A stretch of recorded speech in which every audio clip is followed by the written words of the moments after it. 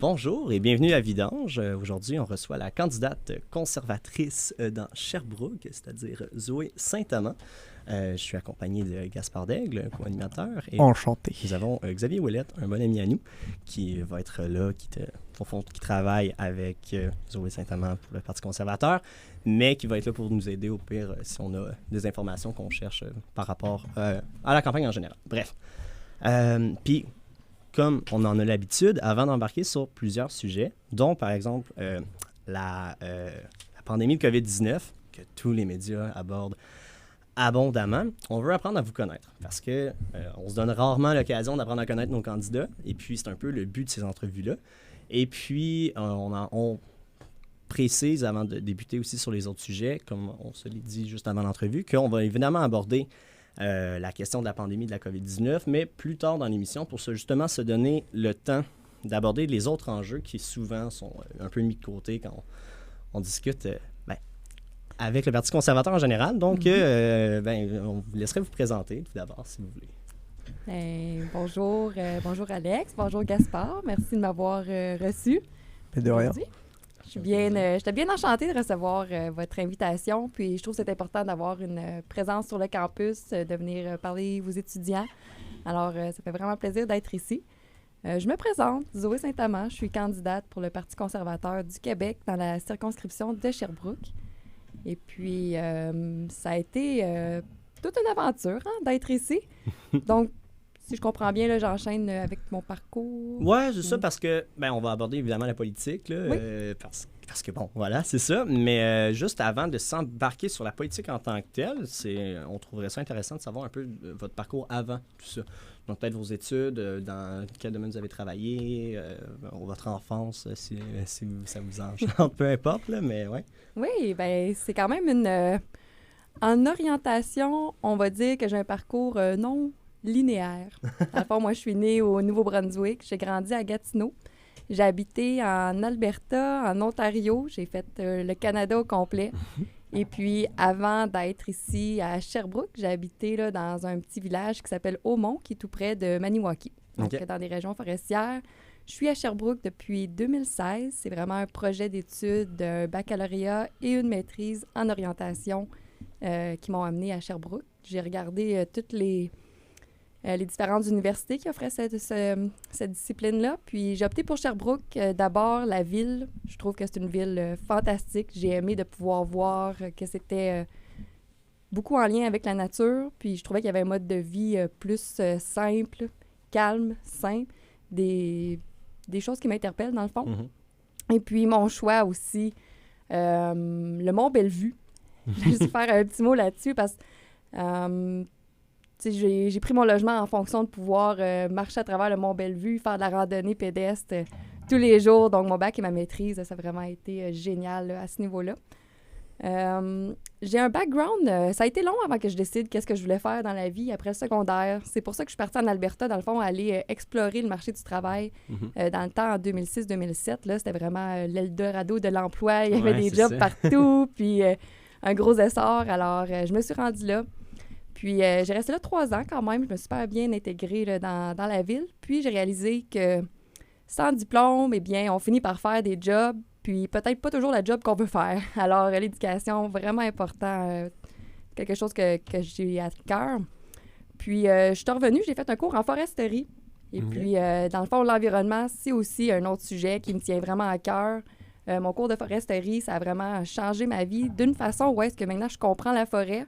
Puis, lorsque je me promène, bien, je suis capable d'identifier des arbres. Je comprends aussi la nature qui nous entoure, le cycle de vie. Puis, ça a transformé mon quotidien, malgré que je ne travaille pas dans ce domaine-là. Je dirais que, pour faire une longue histoire courte, bien, je fais de la retraite. Alors, marcher dans le bois avec des problèmes au niveau des articulations, c'était... Ça n'a pas été tout à fait ça. C'est ça. Comment on passe de foresterie à orientation? Oui, c'est là la grosse crise d'arthrite. Moi, j'étais pompière forestière pour la Sopfeu à Maniwaki. J'ai donc éteint des feux de forêt. Je me suis rendue sur mon lieu de travail en hélicoptère. Ça a été vraiment là, super génial comme expérience de travail. Crise d'arthrite, je me retrouve à l'hôpital, plus capable de marcher. Je me suis dit, bon, qu'est-ce que je fais de ma vie maintenant? J'ai été prendre suivre un certificat en administration.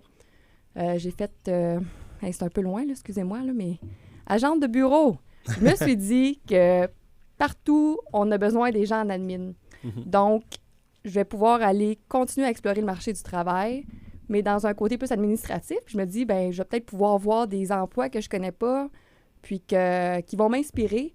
Mais je savais que c'était pas ça que je voulais faire de ma vie parce que moi, j'aime être terrain, j'aime être dans l'action. Entre un hélicoptère avec des feux et de l'administration, c'est quand même une petite différence. Non, mais au moins une différence en tout cas. Pas pire, oui, une pas pire différence. Ouais. Mais oui, ça a quand même été quelque chose. J'aime quand même foncer, hein, malgré les embûches et puis les obstacles. Je pense qu'il y a tout le temps quelque chose à apprendre de ces situations-là. Puis une fois ma peine passée de ce domaine, je me suis dit, ben c'est ça, j'avais pas le choix de prendre quelque chose en fonction de ma santé. Puis c'est là que je me suis rendue en administration. J'ai eu la chance de travailler comme agente administrative dans plusieurs milieux, entre autres le ministère... ça a changé tellement de nom, mais des ressources naturelles, des contrats. Ils l'ont regroupé dans d'autres ministères divisés. C'est pas super là, Puis il y a eu aussi l'austérité en 2015-2016 avec le gouvernement libéral Couillard qui a fait en sorte du gel d'embauche. J'ai donc pas pu continuer mes fonctions dans ce ministère-là, que je trouvais qu'il était vraiment génial parce que ça combinait mon intérêt. Pour la foresterie en général, tout en restant plus dans les bureaux sans... Exact. Mais bon, on continue. Puis j'ai travaillé au Centre local d'emploi aussi. J'ai fait un contrat. J'ai eu la chance de voir des agents d'aide à l'emploi à l'œuvre, donc travailler directement là, avec des gens de la population. J'ai aussi travaillé dans un centre hospitalier et le CLSC. J'ai eu la chance de voir des travailleurs sociaux travailler avec la population, la clientèle. Puis, c'est là que je me suis rendu compte que le domaine de la relation d'aide, ça m'interpellait vraiment beaucoup puis que je trouvais ça super génial d'avoir un emploi qui me permettrait d'être en lien direct avec la population puis pouvoir les aider les gens à améliorer leur vie. Puis, entre le travailleur social, je trouvais qu'on travaillait beaucoup sur des gros problèmes. Puis, c'est une partie très importante. Là. D'abord, il faut être bien soi pour pouvoir continuer, bref. Mais j'ai aimé beaucoup les agents d'aide à l'emploi parce que je me suis dit, c'est qu'une personne fait soit un programme qui va chercher un diplôme dans un domaine qu'il aime, qui correspond à ses valeurs, intérêts et aptitudes, ou qui trouve un emploi, bien, c'est des conditions qui permettent de changer la vie à soi, puis la vie aussi à sa famille, à ses proches. Je trouvais que l'orientation, c'est une discipline qui est positive dans le futur parce qu'on travaille sur la vie actuelle dans un but que plus tard, ça allait mieux. Puis je pense que quand on est une bonne personne puis qu'on fait quelque chose qu'on aime, surtout moi aussi, j'ai eu un chemin qui a été long et sinueux avant de me placer professionnellement. Puis je ne suis même pas placée encore, mais c'est ça. Alors, me voilà, quand j'ai vu l'orientation, j'ai fait comme « Wow! C'est ça ma voie ». Alors, j'ai décidé de pacter mes petits à Aumont, Maniwaki, puis de me diriger à Sherbrooke. Excellent. Puis là, vous êtes ici depuis, je crois, 2016 à peu près, c'est ça? Oui, exact. Parfait. Puis vous êtes en train de terminer la maîtrise en orientation, je comprends bien, à l'Université de Sherbrooke, juste ici. Oui, excellent. Je termine super. Là, il me reste un cours, un stage, et puis si tout va bien, 2023, là, ça devrait se terminer, cette grande aventure. Excellent, excellent. Puis, c'est super intéressant, justement, d'avoir un peu le parcours parce que souvent, les gens en politique se présentent en n'ayant pas nécessairement ce genre de perspective-là sur le terrain, dans ce genre d'institutions-là. Ils sont souvent, puis c'est pas péjoratif, c'est juste que souvent, les gens sont comme, mettons, plus en hauteur en train de regarder ces affaires-là, puis pas vraiment sur le terrain. Fait qu'ils voient pas justement cet échange-là humain entre les individus, puis aussi justement les travailleurs sur le terrain, par exemple, que ce soit, comme vous dites, dans les CLSC, ces choses-là. On parle d'administrer des CLSC puis de la santé en général, mais c'est rare qu'on est dedans, puis on fait comme, bon, OK, comment qu'on le gère là? Comment une infirmière ou des choses comme ça, on est là sur le terrain à faire les trucs en vrai. Fait que c'est intéressant comme perspective, oui. comme parcours. Puis tout simplement, au fond, fait que là, vous êtes en train de terminer votre maîtrise, vous êtes à Sherbrooke, ici, à l'université. Puis là, récemment, au fond, il y a eu la pandémie. Le Parti conservateur qui a apparu, qui n'a pas apparu. Il existait déjà, le Parti conservateur, mais quand même, nous, on a étudié en politique, et honnêtement, le Parti conservateur du Québec, c'est pas quelque chose qui était très connu. Et là, de nulle part, le Parti conservateur émerge avec le contexte pandémique. Et puis, vous, étudiante ici à l'Université de Sherbrooke. Vous décidez finalement de vous présenter comme candidate pour ce parti-là, ici. Oui. Qu'est-ce qui s'est passé? Pourquoi? Ouais. C'est ça la grande question. Comment est-ce qu'on passe Comment est-ce de qu'on- la comment est-ce qu'on passe de la foresterie au CLSC à l'orientation pour se retrouver candidate à Sherbrooke? Une chance que je me fais pas des plans dans la vie, parce que la vie, elle, je dis qu'elle fait ce qu'elle veut de moi, puis moi, je suis le chemin qu'elle met devant moi. Ouais. Mais d'abord, j'ai envie de répondre à cette question-là par une phrase, et puis c'est un profond sentiment de devoir agir quand j'ai vu la gestion de la pandémie. Alors, je me suis vraiment sentie... j'ai senti que là, la politique s'insérait beaucoup dans nos vies. Puis, j'ai regardé ce qui s'est passé. J'ai analysé, j'ai lu les nouvelles, j'ai suivi l'actualité. J'ai regardé les chiffres. Et puis, j'ai vu des éléments que je pense qu'on devrait prendre le temps de bien discuter et puis de faire des retours et d'analyser avant de continuer dans une certaine direction là, qui a été choisie dans le passé. Mais au-delà de ça, j'ai envie de dire que pour moi, c'est quand même pas quelque chose de si tant inattendu que ça, la politique, parce que je me suis toujours intéressée, en étant une fille d'action qui aime être... j'aime agir, puis de voir le résultat de mes actions de façon plus concrète. Je me suis toujours impliquée dans différents milieux. La première fois que j'ai voulu m'impliquer dans un conseil de classe, c'était au primaire. J'ai pas été élue, puis j'étais triste de tout ça, mais c'est correct. Ensuite, lorsque j'étais... j'ai fait mes études foresterie, puis mon certificat en admin à la cité collégiale. Et puis, à ce moment-là, dès ma première année, je me suis impliquée comme représentante de classe.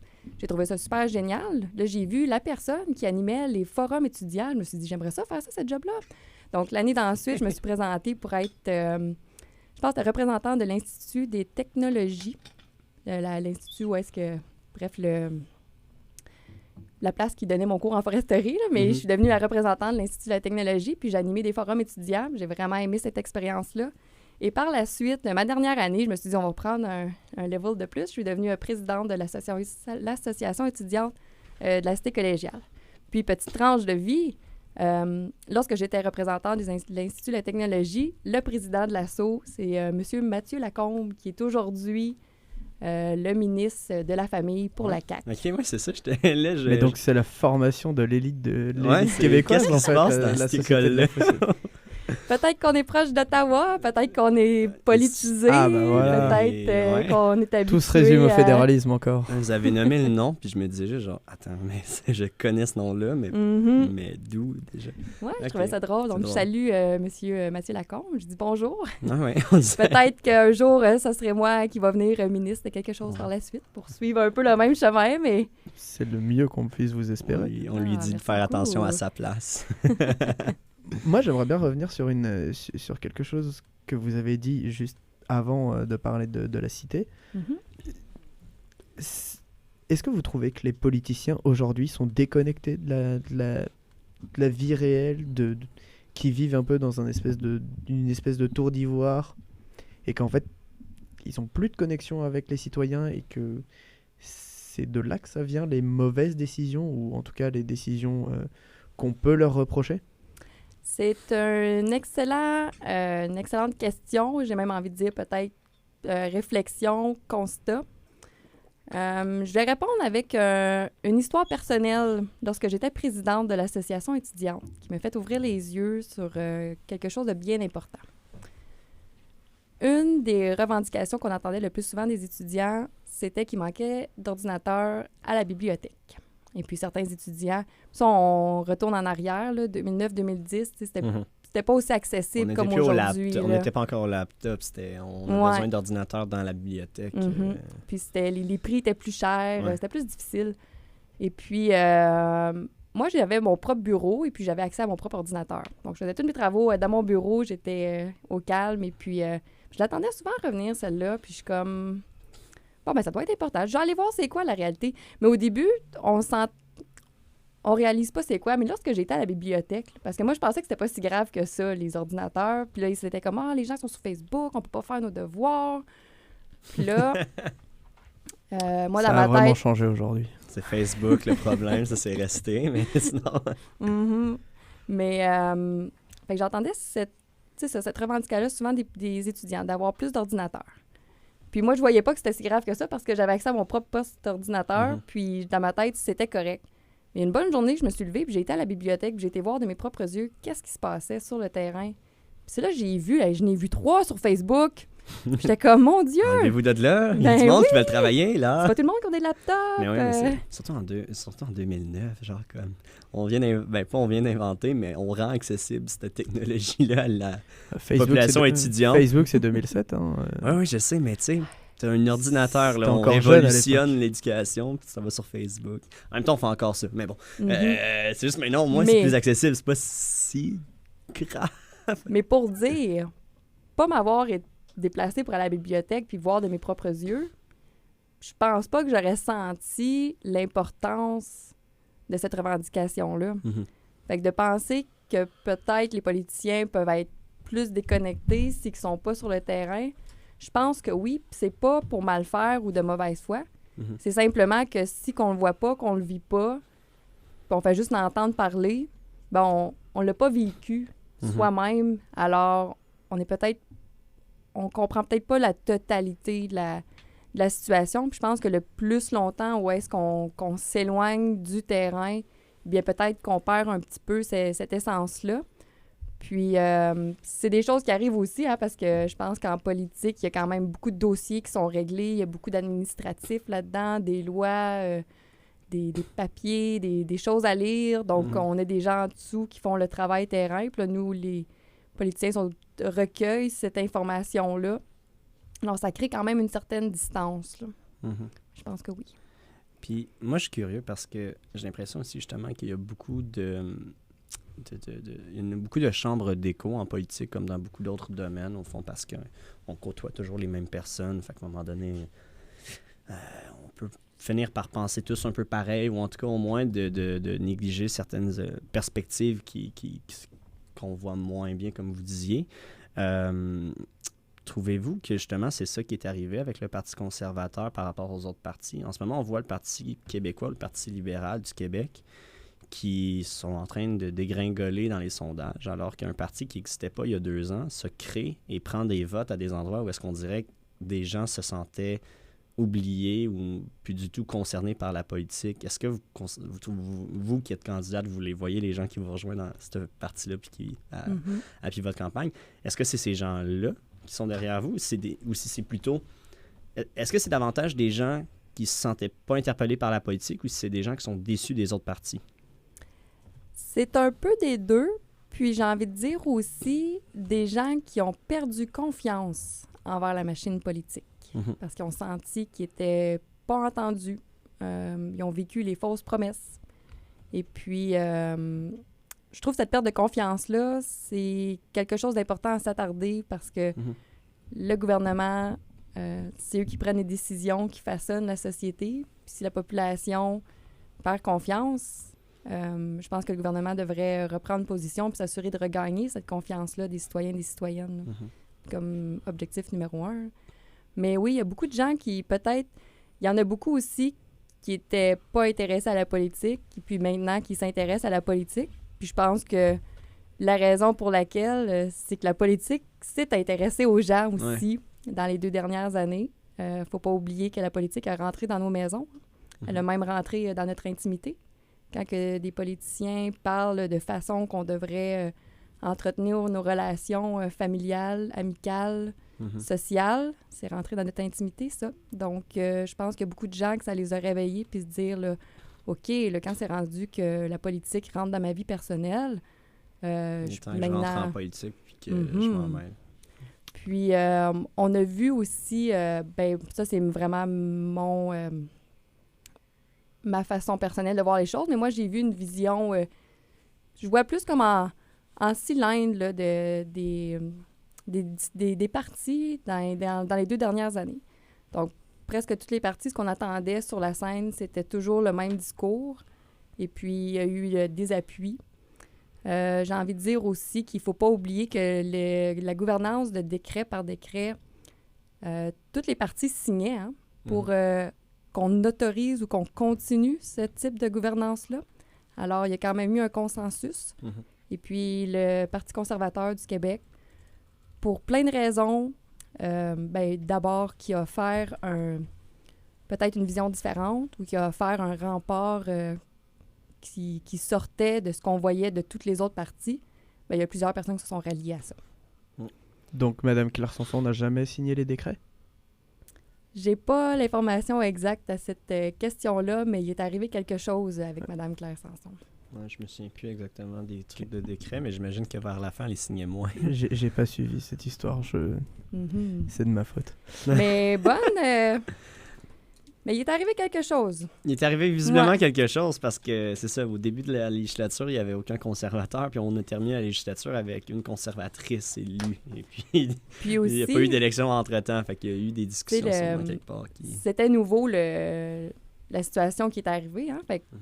c'est normal, je pense qu'au début, on fasse confiance et puis que tout le monde soit d'accord avec les décisions qui sont prises. Donc, il y a consensus. Mais là, après 1 an et demi, 2 ans, Ouais. on peut commencer à On peut regarder... s'obstiner un peu plus. Mhm. Vous êtes candidate à Sherbrooke. Oui. Ça a l'air de se dessiner comme ça dans les sondages à être une course à 2 entre Caroline Saint-Hilaire et Christine Labrie. Est-ce que vous avez un message pour elle? Un message, eh bien, moi, je suis vraiment contente qu'il y ait d'autres personnes candidates pour la circonscription de Sherbrooke. Je pense que ça fait partie de la démocratie. Puis, j'espère qu'elle passe une belle campagne, elle aussi, tout comme moi. Je vais avoir l'occasion de travailler, peut-être pas travailler, mais de les côtoyer. Là, on a été invités à différents débats, aux événements où est-ce qu'on aura à parler. Puis, vraiment, ça ferait un plaisir de les connaître mieux ou d'apprendre à plus connaître qu'est-ce que les partis ont à donner. Puis, j'ai envie de dire bonne campagne à tout le monde. Puis, ça serait ça. Mais le fait que ce soit je vais pas dire des éléphants de la politique parce que ce serait méchant, mais entre Caroline Saint-Hilaire qui a 20 ans de carrière en politique et Christine Labrie qui est députée sortante, est-ce que vous avez des appréhensions, des doutes? Est-ce que vous dites oh là là, elles ont mal fait leur travail depuis qu'elles ont commencé? Est-ce que... Je sais pas. Tu sais, chacun a son idéologie avec sa ligne de parti. Puis, si la population est satisfaite de la façon que la CAQ elle a été au pouvoir dans les 4 dernières années, je pense que ça va être le moment de le faire. C'est la population, la même chose aussi là, pour Québec solidaire.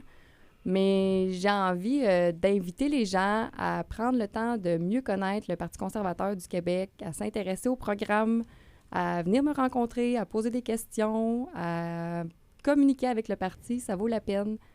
Puis, tu sais, oui, les gens ont beaucoup d'années, ces 2 personnes-là ont plus d'années d'expérience que moi en politique, mais je pense que Mme Labrie, elle, c'était quand même sa première expérience, il y a 4 ans passés, puis elle a super bien réussi. On a aussi le jeune homme du NPD qui avait été élu à 19 ans, qui a fait 2 mandats. Peut-être de commencer avec une page blanche, une personne nouvelle qui a les bonnes intentions, qui aime vraiment les gens. Puis en plus de ça, moi, j'ai un background en relation d'aide avec l'écoute. Je pense aussi que c'est le temps qu'on soit à l'écoute de la population. J'ai quelque chose de différent à offrir. Puis j'invite les gens à en apprendre un peu plus sur moi pour justement faire un choix plus éclairé à travers les candidats et les candidates qui se présentent. Parce que ça aussi, c'est important, hein, faire un choix éclairé. Donc, prendre le temps de s'intéresser à la politique, savoir qu'est-ce que les partis ont à offrir, les programmes, se projeter dans le futur, ça va être quoi l'impact de ces décisions-là? Parce qu'il y a quand même, chaque programme amène une couleur différente à l'avenir. Donc, prendre le temps de réfléchir à ça, puis pas juste se baser sur l'expérience, parce que des fois, quand on a beaucoup d'expérience, eh bien, peut-être qu'on voit moins les mauvais plis qu'on a eus. Puis là, on est dans un temps nouveau qu'il va falloir probablement amener des solutions nouvelles. Puis, voilà. Puis vous êtes nouvelle en politique. Donc Ouais, peut-être qu'on verra. nouvelle, mais j'ai quand même un petit background Ah avec mon association Ah, étudiante. ouais. En parlant de nouveautés et de, mettons, une couleur un peu nouvelle justement en politique, Quelque chose que je trouve intéressant avec le Parti conservateur du Québec, qui, j'ai l'impression, était moins présent quand même en politique québécoise jusqu'ici, dans l'histoire récente du Québec, c'est que on va dire le courant idéologique que vous avez l'air de supporter, c'est pas nécessairement ce qu'on entend par conservatisme habituellement. Ce qu'on entend par conservatisme, mettons, comme on voit comme au Parti conservateur du Canada ou chez les conservateurs en général, c'est habituellement davantage sur un côté économique et social, une question on va dire, faire attention aux mœurs du côté social. On n'est pas très... on est contre, au fond, un peu les avancées beaucoup trop progressistes parce que j'ai pas envie d'embarquer là-dedans parce que de toute façon, je suis pas nécessairement d'accord avec ça. Mais ce que je veux dire, c'est que le Parti conservateur du Québec a l'air davantage libertarien que conservateur du côté idéologique, dans l'idée que on n'est pas là pour dire aux gens non, faites pas ci parce que ça, c'est trop, c'est contre les mœurs, c'est contre l'idéologie ou quoi que ce soit. J'ai l'impression que c'est plus un courant qui dit laissez donc le monde faire ce qu'ils veulent. Puis les courants libertariens qu'on voit par exemple aux États-Unis ou dans d'autres pays, justement, se distinguent très clairement des courants conservateurs parce que là où, par exemple, les conservateurs peuvent être contre, par exemple, le mariage gay, ben, les libertariens sont souvent, eux, pour, parce qu'ils se disent libre choix des individus. Quand il y a des questions, par exemple, pour ou contre l'avortement, les conservateurs, on en voit beaucoup qui sont contre l'avortement, alors que les courants plus libertariens ont l'air d'être davantage pour le libre choix des gens et des individus. Et bien, sur la question, par exemple, du vaccin ou des mesures sanitaires, où est-ce que, par exemple, des mesures s'imposent à la population, j'ai l'impression que votre parti est davantage poussé à laisser le libre choix aux gens, la responsabilité de faire ce qu'ils veulent un peu avec soit s'isoler quand ils pensent avoir la COVID-19 ou aller voir les gens s'ils pensent que c'est une bonne chose, ou en tout cas pas imposer des mesures. J'ai l'impression que si on voulait désigner un parti conservateur au Québec, on parlerait davantage du Parti libéral ou la CAQ, mais que vous êtes peut-être plus libertarienne. Est-ce que je me trompe? Non, tu ne te trompes pas. C'est pas grave que le nom du parti soit pas exactement ça, mais juste pour mettre... Moi, j'appelle notre parti le Parti conservateur version 2.0. OK. Dans le sens que ce parti-là était presque éteint jusqu'en 2021. Puis maintenant, on se reconstruit depuis. Puis on s'est reconstruit en fonction de la société en année 2021, post-2000. Alors... je crois qu'il y a des avancées qui ont été faites dans le passé, entre autres pour l'avortement, puisqu'il y a des questions des mariages gays puis des libertés individuelles, où est-ce qu'on ne devrait pas retourner en arrière parce qu'on voit que ça a été positif, justement, là, d'avancer là-dessus. Puis ces sujets-là, ils ont été débattus, ils ont été réfléchis, puis maintenant, ils sont clos, donc on avance de l'avant. Et puis, notre parti... La façon qu'on se décrit, c'est une nouvelle droite nationale positive axée sur l'autonomie des citoyens et une valeur de responsabilité. Alors, c'est pas seulement de dire liberté, mais c'est aussi dire que la liberté et l'autonomie, ça vient aussi avec une responsabilité. Cette responsabilité-là, d'abord, c'est de prendre soin de soi et de sa famille et puis de la société. Donc, peut-être au niveau conservateur, c'est qu'on veut conserver certaines valeurs qui sont importantes, par exemple la famille puis les libertés, mais qu'on met maintenant un petit côté liberté. Je suis moins bonne avec les termes plus positifs, mais libertarien dans le sens où est-ce que... Ouais, j'ai sorti le terme, mais c'est pas pour... Ça devrait pas être l'État qui dicte aux gens comment vivre leur vie ou qu'est-ce qu'ils ont droit ou ils n'ont pas le droit d'avoir. Je pense à la petite philosophie gagnant ou perdant, par exemple, si quelqu'un va avoir accès à un service, mais qui ne coche pas sur toutes les cases, ben, il n'y a plus accès à ce service-là, tu sais. Mais peut-être s'il y aurait un peu plus là, de retrait de l'État, bien, il y aurait moins d'administration ou d'administratif, puis les gens y auraient plus de liberté de pouvoir faire un bon choix éclairé pour eux.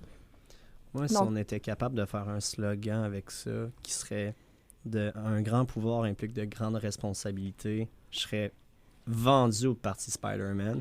Je ne sais pas si vous pouvez y revenir là-dessus. Je sais que les affiches sont sûrement déjà faites, mais je fais juste le dire. Moi, j'ai grandi... Tu leur donnes des idées, J'ai grandi avec les films de Je prends Spider-Man, ça en Tobey note. Maguire, le dernier film avec tous les Spider-Man en même temps. J'ai capoté. Si vous êtes capable de faire quelque chose avec tous les partis conservateurs, fédéral, provincial, puis de retrouver les autres, puis de faire un truc comme ça, franchement, en tout cas, Le T'sais. jour où on a Eric Duhem en costume de Spider-Man, ce sera... franchement, moi, Éric Duhem qui vient sur le campus, habillé en Spider-Man, puis qui me dit « Un grand pouvoir implique de grandes responsabilités ». Franchement, je sais pas comment que ça fonctionne la sortie de votre côté, mais je pense qu'on a quelque chose. En tout cas, Je vais le proposer à mon chef. sérieusement, moi, je serais... Dans l'une, franchement, peu importe, j'aurais une pensée pour ce moment-là bien précis qui pourrait pas ne pas pencher dans la balance. On a un peu parlé de la place du citoyen dans votre idéologie du parti, mais est-ce que pour vous, un citoyen a uniquement des droits ou est-ce qu'il a aussi des devoirs? Puis, est-ce qu'on pourrait définir droit versus devoir? Ben, des droits, c'est l'État donne des droits à quelqu'un pour qu'il puisse faire ce qu'il veut. Ou est-ce que on te donne des droits et des devoirs, et ces devoirs, il faut quand même que tu les remplisses. Ça peut être payer des impôts, ça peut être marcher sur le trottoir quand tu peux marcher sur le trottoir, quand il y en a. Au Québec, c'est un peu rare parfois, mais sur le campus surtout. Ah, ça c'était la petite parenthèse français de France. Là. Et voilà, encore du racisme ici. Je me sens intégré ici, c'est bien. Ah, mais clairement, droit et devoir. Droit et devoir? Absolument. Puis c'est beaucoup... c'est pour ça ce que j'aime quand on parle d'autonomie, de liberté, mais qui vient avec des responsabilités. Mhm. C'est pour le bon fonctionnement d'une société. Je crois que les gens, il faut s'acquitter aussi là, de leurs devoirs. Puis, pour moi, liberté, ça veut pas dire agir n'importe comment. Là. Par exemple, il y a des choses qui fonctionnent pas. Là. On a entendu parler beaucoup la semaine dernière de violence, de haine. Et puis, tu sais, ça, c'est quelque chose pour moi qui est inacceptable. Chaque personne, chaque individu a le droit d'être traité avec respect, courtoisie, d'être entendu. Donc, il y a quand même là, des barrières à ne pas franchir là, qui seraient pour le bon vivre en société. Je pense que ça, c'est important aussi. Alors, voilà, un peu des deux. Donc du coup, la liberté s'arrête la liberté de chacun s'arrête là où la liberté des autres commence, c'est ça? C'est une phrase qu'on peut prendre puis qui s'applique pas à toutes les situations, selon moi. Faudrait que je prenne le temps vraiment de bien formuler ma pensée à ce niveau-là. Mais je pense que pour certains sujets, une personne devrait avoir un libre choix ou pouvoir avoir suffisamment d'informations pour faire un choix éclairé sur une décision. Puis, tu sais, chaque individu, je pense à l'équité. Tu sais, il y en a qui sont grands, il y en a qui sont petits, il y en a qui... On n'a pas tous les mêmes forces et les mêmes faiblesses. Fait que la liberté d'un se termine où est-ce que la liberté de l'autre commence. Mais puisqu'on n'est pas tous égaux, où est-ce qu'on peut aller mettre cette ligne-là?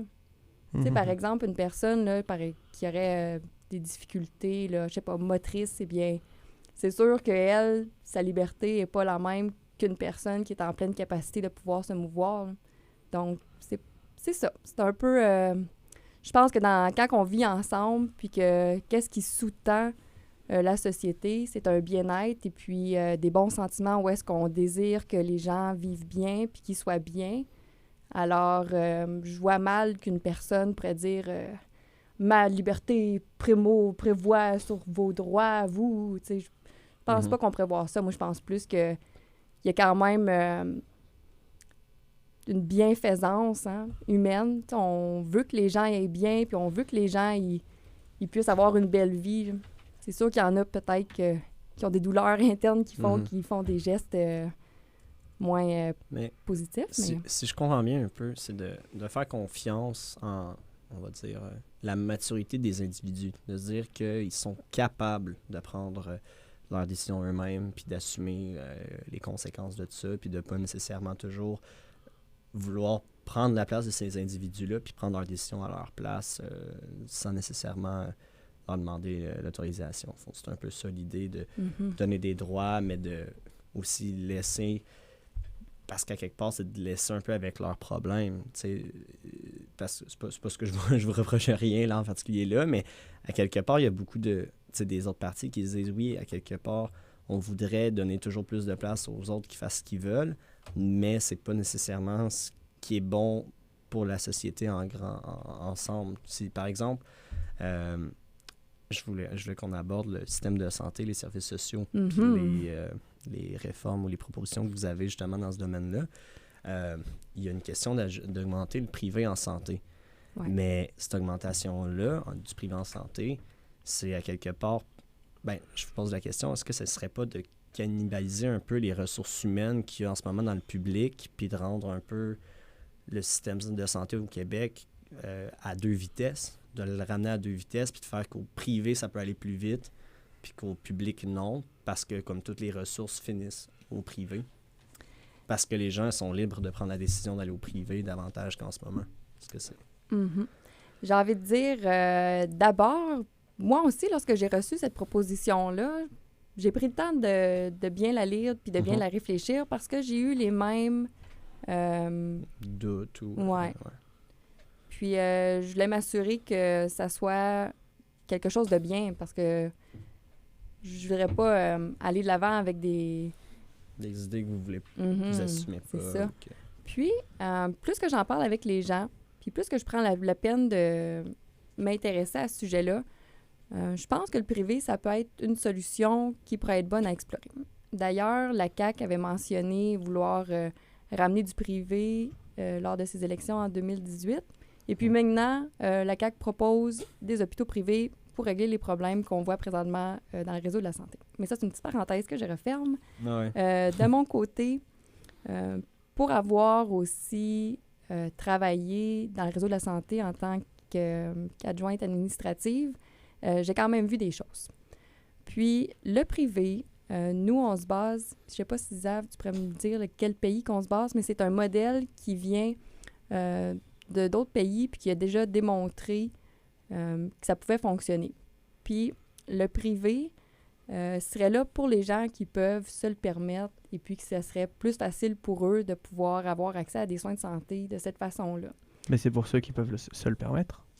Il y a une assurance qui va être offerte également par le parti pour faire en sorte que les gens qui ne puissent pas recevoir des soins assez rapidement au public puissent utiliser également les services des hôpitaux privés, puis ça serait couvert par l'État.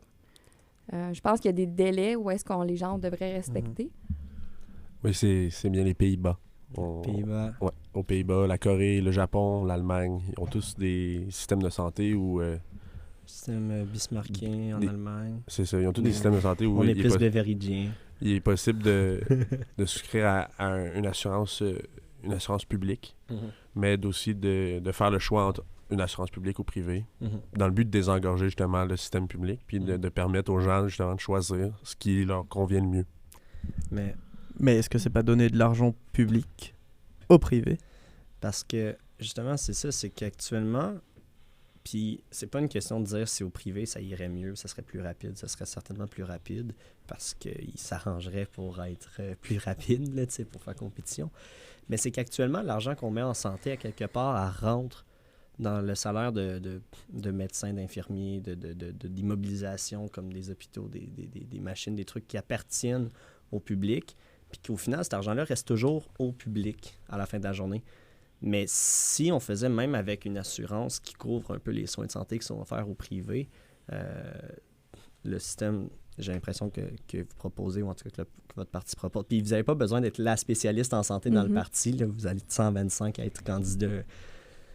On en parle, mais c'est pas grave de pas connaître, tous les détails de tous les fignolés. Partis, là, puis c'est ça, c'est pas grave, là, c'est pas le but. Mais moi, par exemple, c'est ça, ça me fait peur qu'on couvre les soins de santé que les gens s'offrent au privé, parce qu'à quelque part, c'est l'État, c'est tous les individus qui vont payer pour que finalement cet argent-là sorte du public. Parce qu'habituellement, elle reste dans les finances publiques parce que c'est les hôpitaux publics, mais là, elle irait vraiment dans les profits, dans les poches de médecins qui, eux, après ça, ne sont pas obligés de reprendre cet argent-là pour réinvestir en santé. Ils peuvent réinvestir ça dans une Cadillac, réinvestir ça dans un abonnement au golf, réinvestir ça dans plein de choses comme ça. Dans le secteur secondaire de l'économie qui ne profite pas au secteur primaire. Désolé. Mais ça, c'est autre chose. Mais moi, c'est une peur qui me fait que ça me donne un peu. Si je peux expliquer ma vision du réseau de la santé privée, de la façon que je vois ça, c'est plutôt d'offrir une alternative. Dans le fond, avec un réseau privé puis un réseau public, ça fait une certaine concurrence qui fait en sorte que l'un ou l'autre doit toujours s'assurer de continuer à travailler de façon efficace et à offrir un service à la clientèle pour pouvoir justement continuer à la recevoir puis d'avoir quand même une satisfaction. Le privé, l'assurance, c'est pour les gens qui peuvent se la permettre. Alors, il y a quand même des écarts de richesse là, au niveau de la population. Donc, ceux qui peuvent se payer leur assurance, eh bien... Tant qu'à pouvoir se le payer, ils vont désengorger au moins le public. Mais ça. Quand vous parlez de ceux que le gouvernement pourrait couvrir les frais, on parle pas de cette partie-là de la population qui peut de toute façon se payer les frais. On parle de ceux qui ne pourraient pas se les payer, mais qui auraient besoin que ce soit plus vite. Oui. Okay. Ceux qui sont sur l'assurance, qui sont avec le réseau public, pourraient avoir accès à des frais, sans frais justement au réseau privé. Je vais donner aussi un autre exemple. Dans le passé, on a eu Pauline Marois qui, elle, voulait envoyer des gens se faire soigner dans les hôpitaux aux États-Unis, qui seraient couverts aussi par l'assurance santé québécoise. Donc, au lieu d'envoyer nos gens avec son idée aux États-Unis, eh bien, on les mettrait dans nos propres hôpitaux privés. Au niveau du personnel, j'ai envie de dire que présentement, dans le réseau de la santé, il y a plusieurs personnes qui sont soit en congé sans solde, qui sont malades, qui se sont réorientées, puis même juste pour être en orientation, moi, c'est quelque chose que j'ai vu beaucoup plus aussi dans les 2 dernières années, des gens du réseau de la santé qui voulaient quitter le navire parce que les choses, ça n'allait plus. Donc, on a du personnel, mais pour l'instant, ils ne travaillent pas. Puis pour des raisons, souvent, c'est ça, c'est la santé, climat de travail qui est moins intéressant, des gens qui n'en peuvent plus de faire du temps supplémentaire obligatoire, des horaires de travail qui ne permettent pas de consolider ou concilier la vie familiale, la vie de travail. Puis quand on a juste un employeur, puis on veut travailler dans le réseau de la santé, bien, on a un peu pas le choix de se soumettre à ces conditions-là. Donc, moi, je vois le réseau privé qui pourrait offrir une alternative à des gens qui aimeraient travailler en santé, mais qui ne veulent pas travailler dans ces conditions de travail là, actuelles. Dans le public. Ouais, parce que c'est sûr qu'en effet, c'est ça, les négociations elles ont toujours lieu avec l'employeur qui est le gouvernement, qui décide ou non de mettre davantage d'argent ou de support dans ces différents domaines-là. Donc, c'est pas nécessairement compétitif du point de vue d'un employé. Il y a aussi un souci d'efficacité là, avec la grande centralisation des dernières années du système de santé. C'est rendu hautement compliqué pour des gestionnaires qui travaillent probablement avec les meilleures intentions possibles d'effectuer des gestions optimales de tout leur personnel ou de leurs ressources. Oui, parce qu'on a créé un peu un gros monstre là, avec la réforme Barrette notamment, mais aussi beaucoup d'autres trucs qui ont été faits en santé avant, mais de centraliser, comme tu dis, tous les hôpitaux puis les services de soins de santé.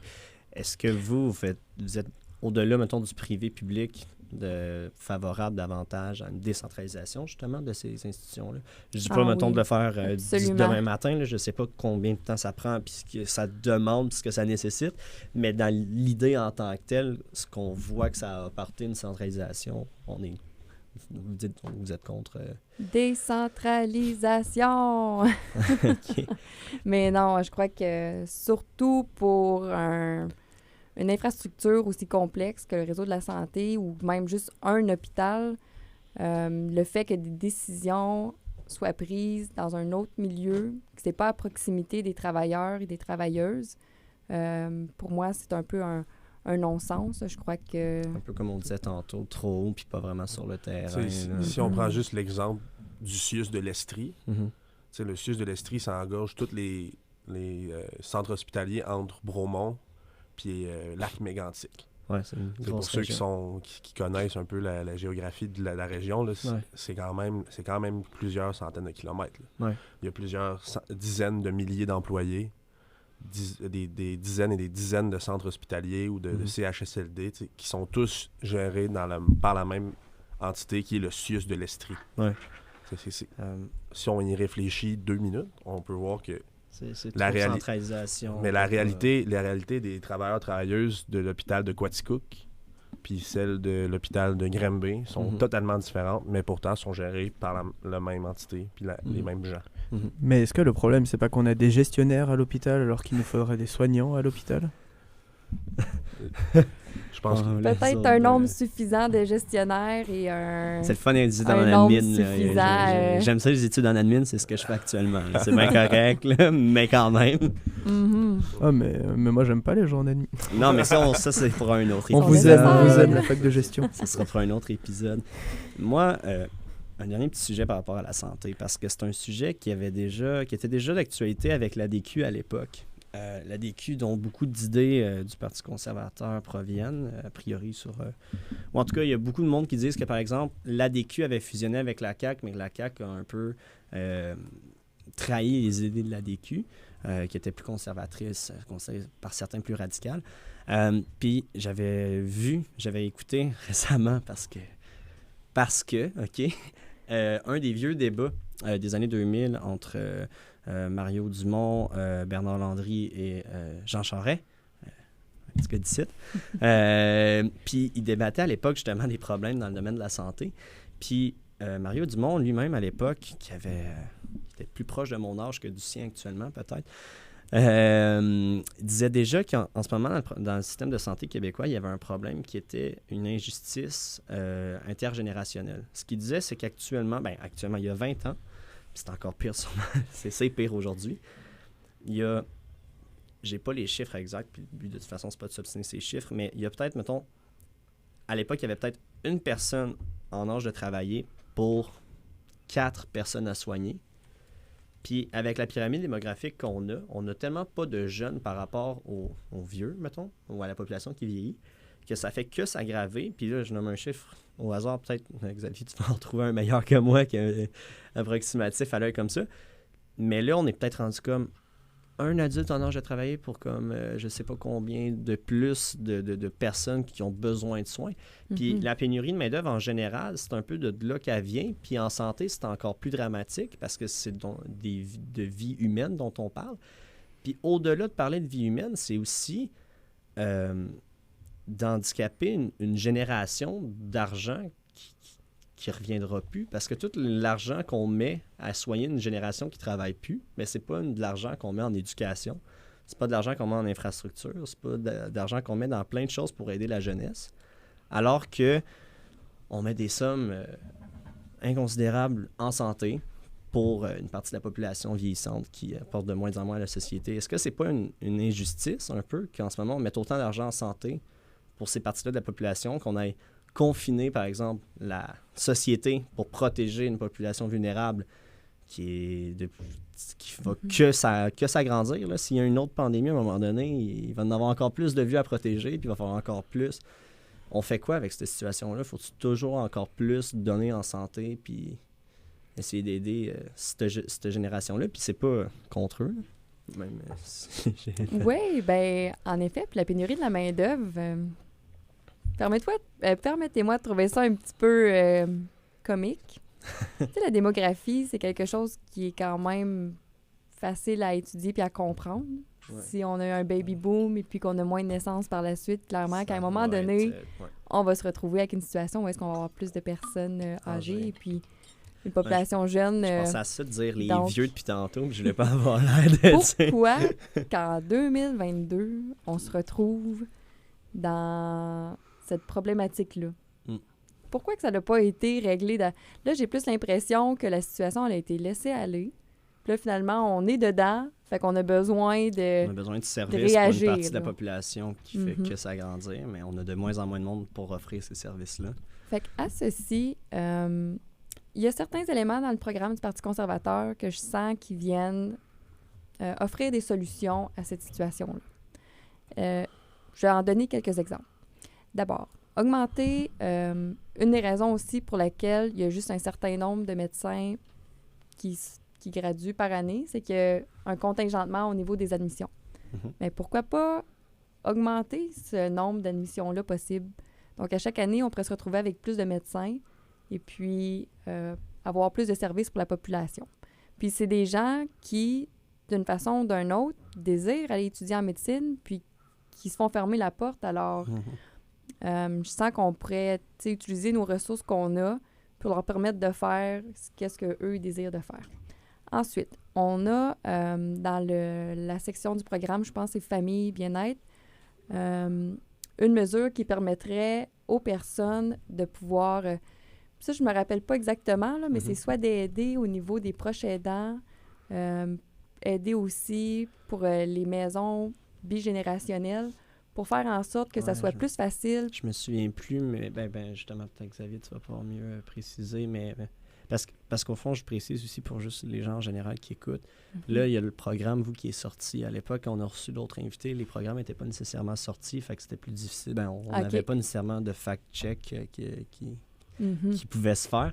Mais si c'est ce que je crois que vous disiez, c'est un truc qui est pour rémunérer ou en tout cas offrir un certain apport financier à ceux qui ont, mettons, une personne pas vulnérable, mais un peu qui les aide à la maison, puis de reconnaître ce travail-là, puis cet effort-là. Ben, le Parti conservateur, il prévoit bonifier substantiellement les crédits d'impôt pour les gens qui sont dans des situations de proches aidants.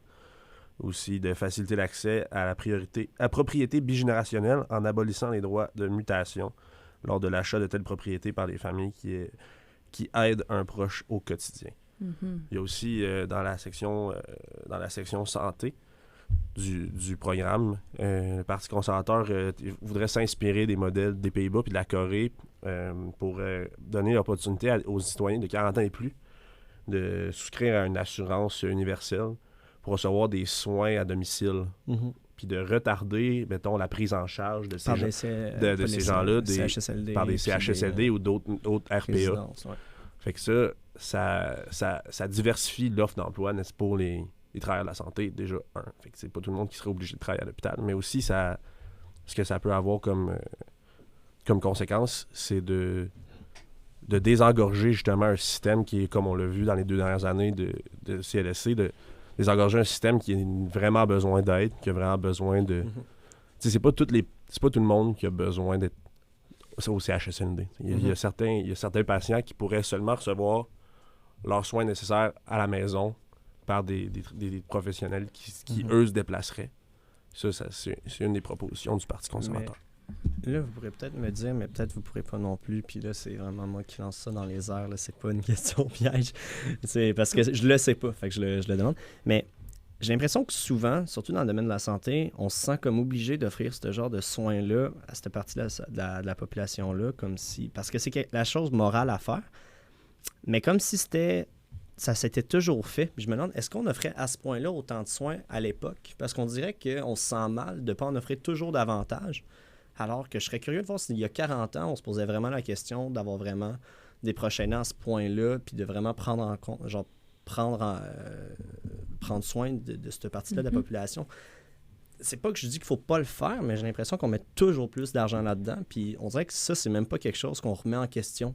Même au Parti conservateur. Puis c'est pas une critique. Je sais pas si c'est une critique, c'est juste parce que j'aurais eu l'impression qu'au Parti conservateur, alors que vous permettez de remettre en question, de rebrasser un peu le moule, vous auriez peut-être rebrassé un peu cette vache sacrée-là, qui est de dire il faut mettre de l'argent en santé. C'est pas nécessairement de dire on va en mettre moins ou on va réformer par rapport aux autres, mais juste, en général, on va mettre moins d'argent là-dedans, point, puis c'est tout. Puis justement, le privé s'en arrangera, mais comme nous, on va mettre de l'argent ailleurs, bien réel. J'ai l'impression que c'est encore quand même dans vos plus grandes dépenses, si je ne me trompe pas, le domaine de la santé. Le domaine de la santé, c'est le domaine qui demande les plus grandes dépenses. C'est quasiment 1 milliard par semaine dans l'état actuel. Par rapport à ta réflexion, ce que j'ai envie de dire, puis ça c'est vraiment personnel à moi, c'est que dans le passé, nos vies n'étaient pas pareilles. Je pense qu'il y avait plus de gens qui demeuraient à la maison, on avait plus... c'était peut-être... Ça, là, j'ai vraiment... Non, c'est ma façon de j'ai voir. envoyé quelque chose de très... Mais, tu sais, dans le temps, là, je pense que quand on avait juste une personne qui allait travailler et l'autre personne qui restait à la maison, c'est peut-être plus facile de prendre soin de sa famille, de prendre soin de nos proches. Il y a certaines autres civilisations qui s'occupent aussi de leurs personnes âgées. Tu sais, c'est pas partout là, qu'on fait ça, amener nos personnes âgées dans des CHSLD ou des centres pour que ce soit les autres qui en prennent soin. Donc, si que les générations qui viennent par la suite ne prennent plus soin de leur aînés, alors qu'il faut qu'ils le fassent, c'est le système. Et puis, je pense que c'est comme un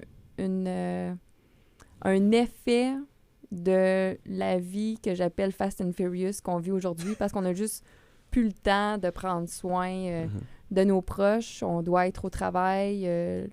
Les 2 personnes de la maisonnée doivent travailler 40 heures par semaine. Puis aujourd'hui, c'est encore plus vrai parce que le coût de la vie est tellement augmenté que c'est comme, bon, mais si je ne vais pas travailler, il y en a qui doivent se trouver un deuxième emploi. Donc, on est pris dans un modèle où est-ce qu'on doit... qu'on produit beaucoup, qu'on donne beaucoup de notre temps. Puis on n'a plus le temps pour d'autres choses comme ça. Mais pourquoi pas...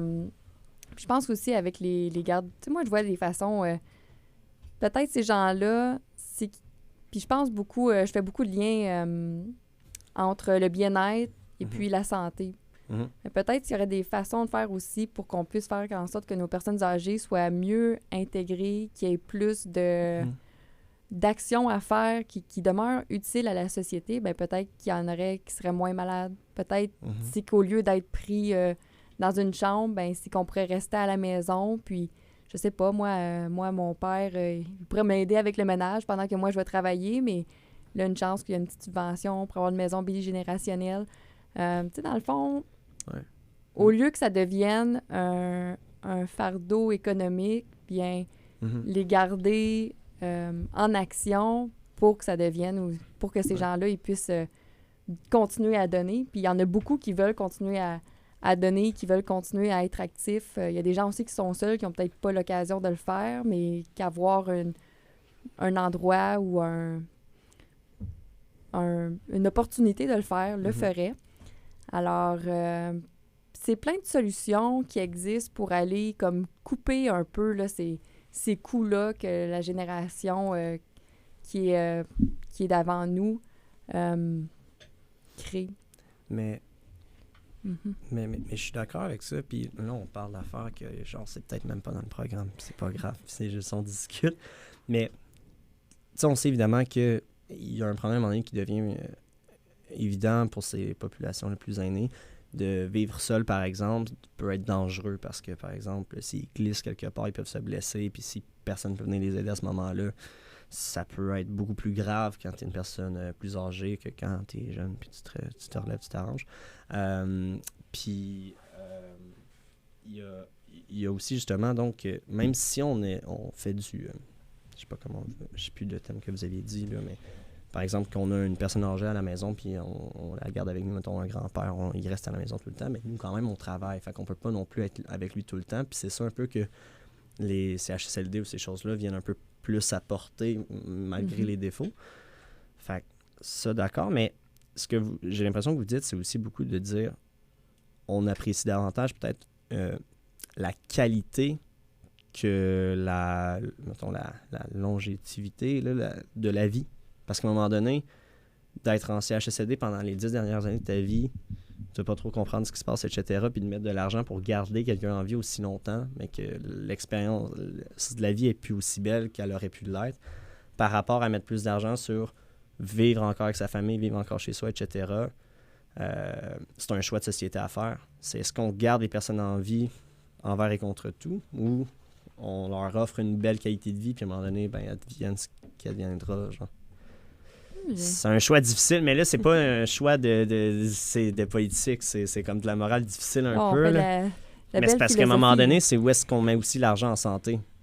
C'est est-ce qu'on la met pour garder comme des gens dans des CHSLD pendant 10 ans de temps? Ou... Ben, je sais pas. Hey, ça fait comme un peu question piège, puis honnêtement, il n'y a pas de bonne réponse. Pas du tout. Vraiment un questionnement. Moi, j'aime la réponse que le Parti conservateur amène à cette question-là. Puis c'est avec les crédits d'impôt pour les proches aidants. C'est qu'une personne peut être plus souvent à la maison, s'occuper de son parent aîné ou d'une autre personne, au lieu de travailler 40 heures, ben de toute façon, cet argent-là, on la dépense. Après ça, payer quelqu'un qui le fait à notre place. Ben oui, peut-être, exactement. Puis en plus de ça, il faut qu'on paye les infrastructures, faut Ouais. qu'on paye. Il y a plein de choses à payer avec une quelqu'un avec des besoins infrastructure, puis une particuliers. personne. Ouais. Fait que pour les personnes qui sont... Puis je comprends qu'en perte d'autonomie, où est-ce que c'est plus Ouais. possible de le garder à la maison, eh bien là, je crois qu'on doit avoir quand même des soins. Ouais. Mais est-ce qu'on peut les garder... est-ce qu'on peut garder ces gens-là à la maison, eh bien, puis faire en sorte que ce soit l'enfant là, du Ouais, la parent famille, un peu. qui en bénéficie monétairement. Puis ça fait penser à notre slogan « Libre chez nous ». Ben, en ayant ce choix-là à faire, je crois que ça correspond aussi à nos valeurs de Mhm. faire des choix libres. Là. Parce que là, des fois, on n'a pas vraiment le choix malgré qu'on voudrait, puis qu'on peut pas. Puis, tu sais, nos aînés ou les personnes âgées, la famille, c'est vraiment important. Hein? Puis, je pense qu'on a tous à gagner d'être plus près des personnes âgées. Parce qu'une fois qu'ils sont partis, on ne peut plus profiter de leur qualité, de leur connaissance. De leur sagesse. De leur sagesse, exactement. Oui. Puis, puisqu'on rouvre la porte un peu, eh bien, tu sais, lorsqu'un membre de notre famille plus âgé quitte, tu sais, ces temps-là avec lui, on les a plus.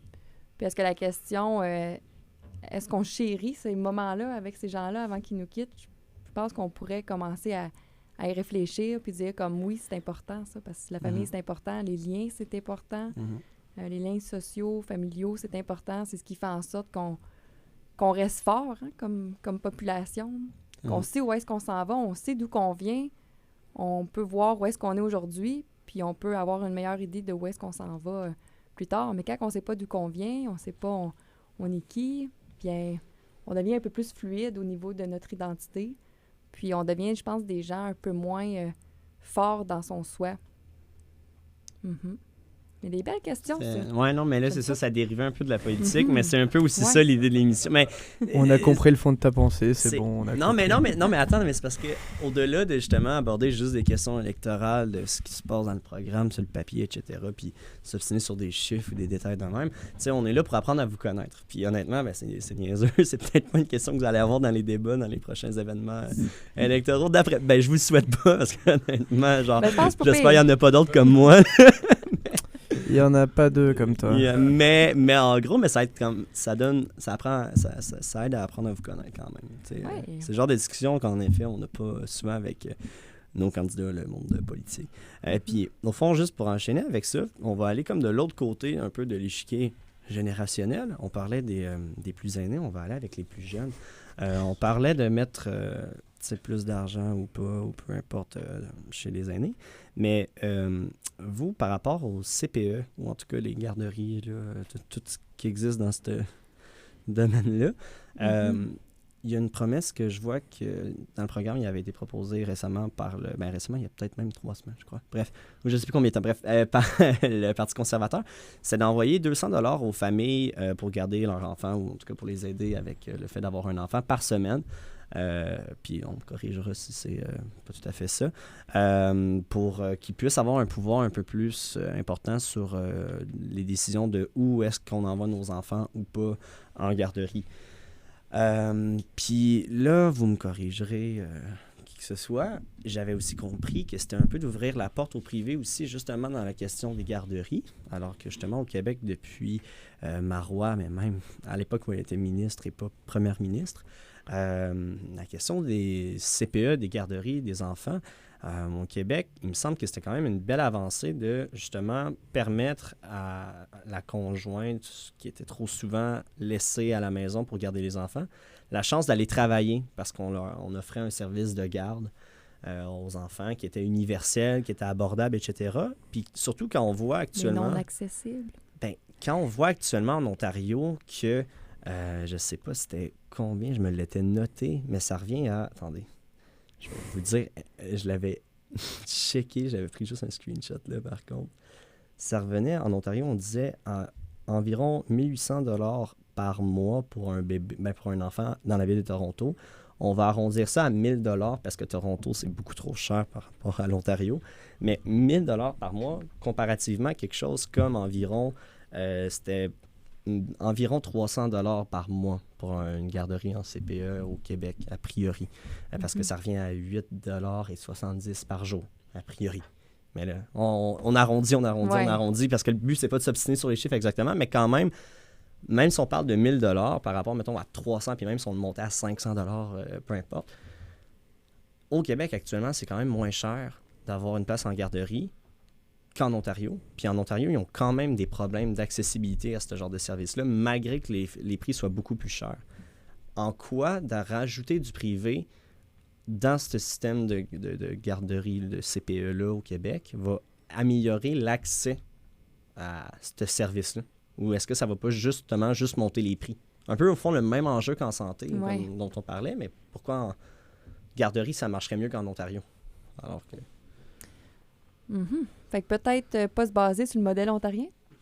Je fais des blagues. Non, mais c'est correct aussi. Mais... C'est vous qui proposez la plateforme, hein? Non, mais c'est parce que... Mais c'est une bonne je peux aller checker question. aux États-Unis aussi. Mais... Je dois dire que la partie programme CPE, je la maîtrise moins bien, simplement parce que j'ai pas d'enfants. Ouais. Alors, je connais pas toutes les réalités de ça. Toutefois, en ce moment même, je crois qu'il y a au-dessus de, si c'est pas 50 000, c'est 55 000 personnes les chiffres sont... qui n'ont pas accès à la garderie en CPE. Puis pour une personne qui est, par exemple, à faible revenu, puis qui aurait le choix entre une garderie CPE, mais qui n'a pas de place, et puis une garderie privée, bien, pourquoi est-ce qu'elle n'aurait pas les moyens au moins de pouvoir amener son enfant à la garderie? Oui, mais c'est que c'est pas...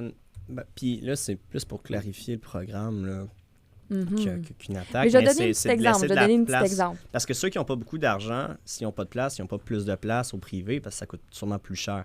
Est-ce que vous, ça serait de prioriser dans les CPE, dans le côté public, ceux à faible revenu, pour que ceux qui ont les moyens partent eux autres au privé? C'est un peu comme on voit en santé, un peu? Ou... Je me sens pas assez... c'est ça, c'est pas mon sujet que je connais le mieux pour donner une réponse exacte. Puis aussi, à ma souvenance, il me semble que le privé en garderie, c'est pas abordé comme tel par le programme.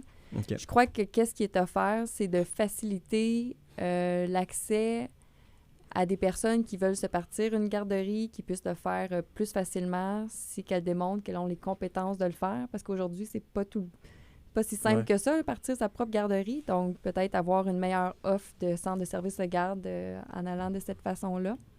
Et puis, tu sais, c'est un réel problème, là. Parce que ici, qu'il y a au-dessus de 55 000 personnes qui n'ont pas de garderie pour leurs enfants, de un, ça rajoute un stress inutile à la famille. Avec l'enfant. Ça rajoute aussi un stress financier parce que là, il y a un des deux parents qui ne peut pas aller travailler. Moi, j'ai rencontré, c'était une infirmière qui ne travaillait pas depuis janvier 2022 parce qu'elle n'avait pas de place en garderie. C'est un problème justement sur la pénurie de main-d'œuvre. Il y a beaucoup, on parle, mettons, de gens, des parents qui restent à la maison à cause de l'enfant, mais aussi, par exemple, même les parents de ces parents-là, au fond, les grands-parents des enfants qui sont comme, moi, j'irai pas au travail parce que je garde mes petits-fils, mes petites-filles, parce que mes enfants, ils peuvent pas se payer la garderie. Fait que moi, tant qu'à aller travailler un peu plus cette année, je vais aller moins travailler, je vais rester chez moi, puis je vais garder. Puis c'est pas rémunéré, puis c'est pas... Pour ce qui en est de la plateforme, là, si je peux juste... Ouais, c'est ça, la plateforme. Tu sais, je l'ai regardé, puis Zoé l'a pas devant elle, moi je l'ai. Ouais, c'est ça, mais... C'est beaucoup plus facile pour moi. Non, mais c'est ça, puis c'est ça, c'est pas... tu sais, c'est un questionnement, puis honnêtement, tu sais, c'est parce que je l'ai regardé, la plateforme, mais... excusez-moi, mais il y en a 5 parties aussi, avec 5 plateformes. 5 parties. 500 pages à lire. Puis moi, je suis pas candidat. J'essaie. Mais fait que pour les détails, c'est le fun, ouais, c'est ça. Tu sais, dans le fond, le parti propose de verser une allocation de garde imposable de 200 $ par enfant. Par semaine, par enfant admissible.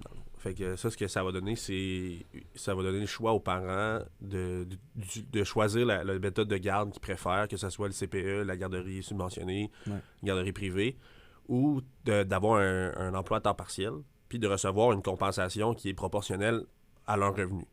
qui ne sera peut-être pas nécessairement le 200$ qui est prévu là, pour tout le monde, mais Mhm. qui va être proportionnel à leur revenu d'emploi à temps partiel, ce qui va leur permettre justement de choisir ce qui leur convient le mieux. Fait que ce serait plus facile dans ce cas-là, peut-être, c'est ça, s'ouvrir une genre de garderie. Tu sais, mettons que. Je sais pas, là, puis je suis tellement pas dans cette situation. Mais mettons que j'ai un enfant de 4 ans. Mettons que j'ai un enfant de 4 ans. On se projette. Ouais. Et puis que, je sais pas, je connais beaucoup d'amis qui ont des enfants d'à peu près le même âge, qui ont besoin aussi d'une garderie. Ben, eux autres, tout le monde aurait un 200$ par semaine, fait qu'on pourrait tout me le donner, mais moi, je travaille pas, je m'occupe des enfants. Ben, tu sais, ça sera... Là, après ça, on s'arrange. Ça sera aux citoyens de décider ce qu'ils font avec leur allocation familiale. Mais tu sais, le principe est de, justement, donner les ressources monétaires aux parents, de pouvoir soit travailler moins, ou d'utiliser l'argent qu'ils reçoivent pour se financer, mettons, une place en garderie privée, garderie familiale ou garderie publique. Mais fait que si on travaille pas ou on travaille moins, ben justement, on est moins on a moins de problèmes financiers avec cette allocation-là. Mais c'est parce que moi, l'affaire que j'ai de la difficulté à comprendre dans cette proposition-là, c'est à quel point c'est plus simple puis plus efficace de donner de l'argent à monsieur, madame, tout le monde, puis de les laisser trouver un moyen de garder leurs enfants, plutôt que d'allouer cet argent-là dans un système de garde pour créer davantage, par exemple, de professionnels dans ce domaine-là, puis de places, par exemple, justement, en CPE. Il n'y aurait pas moyen de, justement, juste créer plus de places en CPE, ou c'est pas du tout possible, puis il faut vraiment comme que les gens s'arrangent de leur bord. Mais je dis pas ça que c'est contre vous. En ce moment, on n'en crée pas plus de places tant que ça en CPE. On va pouvoir poser la question à toutes les partis qui ont été au pouvoir dans les 20 dernières années, qui ont promis des places en CPE, puis qui n'en ont pas livré aucune. Ouais. Mm-hmm. Très bonne question. mais non, mais... Pourquoi est-ce qu'il n'y a pas plus de places en CPE en 2022? Je ne sais pas. Ça revient un peu à la pénurie de main-d'œuvre ou des trucs mal planifiés. Mm-hmm. Ou peut-être aussi beaucoup d'embûches ou d'obstacles pour une personne de pouvoir partir une garderie d'elle-même. Je pense qu'il y a un petit peu de ça. Ouais. Puis, vite fait, après ça, je vais te laisser rembarquer sur l'autre d'après. Mais vite fait, votre chef a déjà affirmé que l'éducation n'est pas un droit, mais un privilège. Partagez-vous cet avis? Puis comment assurer une égalité des chances d'un enfant dans la vie si on ne considère pas l'éducation comme un droit?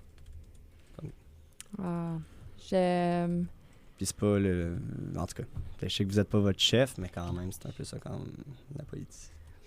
Pour moi, l'éducation, c'est le moteur d'avancement d'une société. Et puis, on doit prendre ça... non, pour moi, c'est pas un privilège. Je crois que la société continue d'avancer, puis continue de se développer, justement parce que les gens sont éduqués par la recherche, par la communauté étudiante, par l'innovation.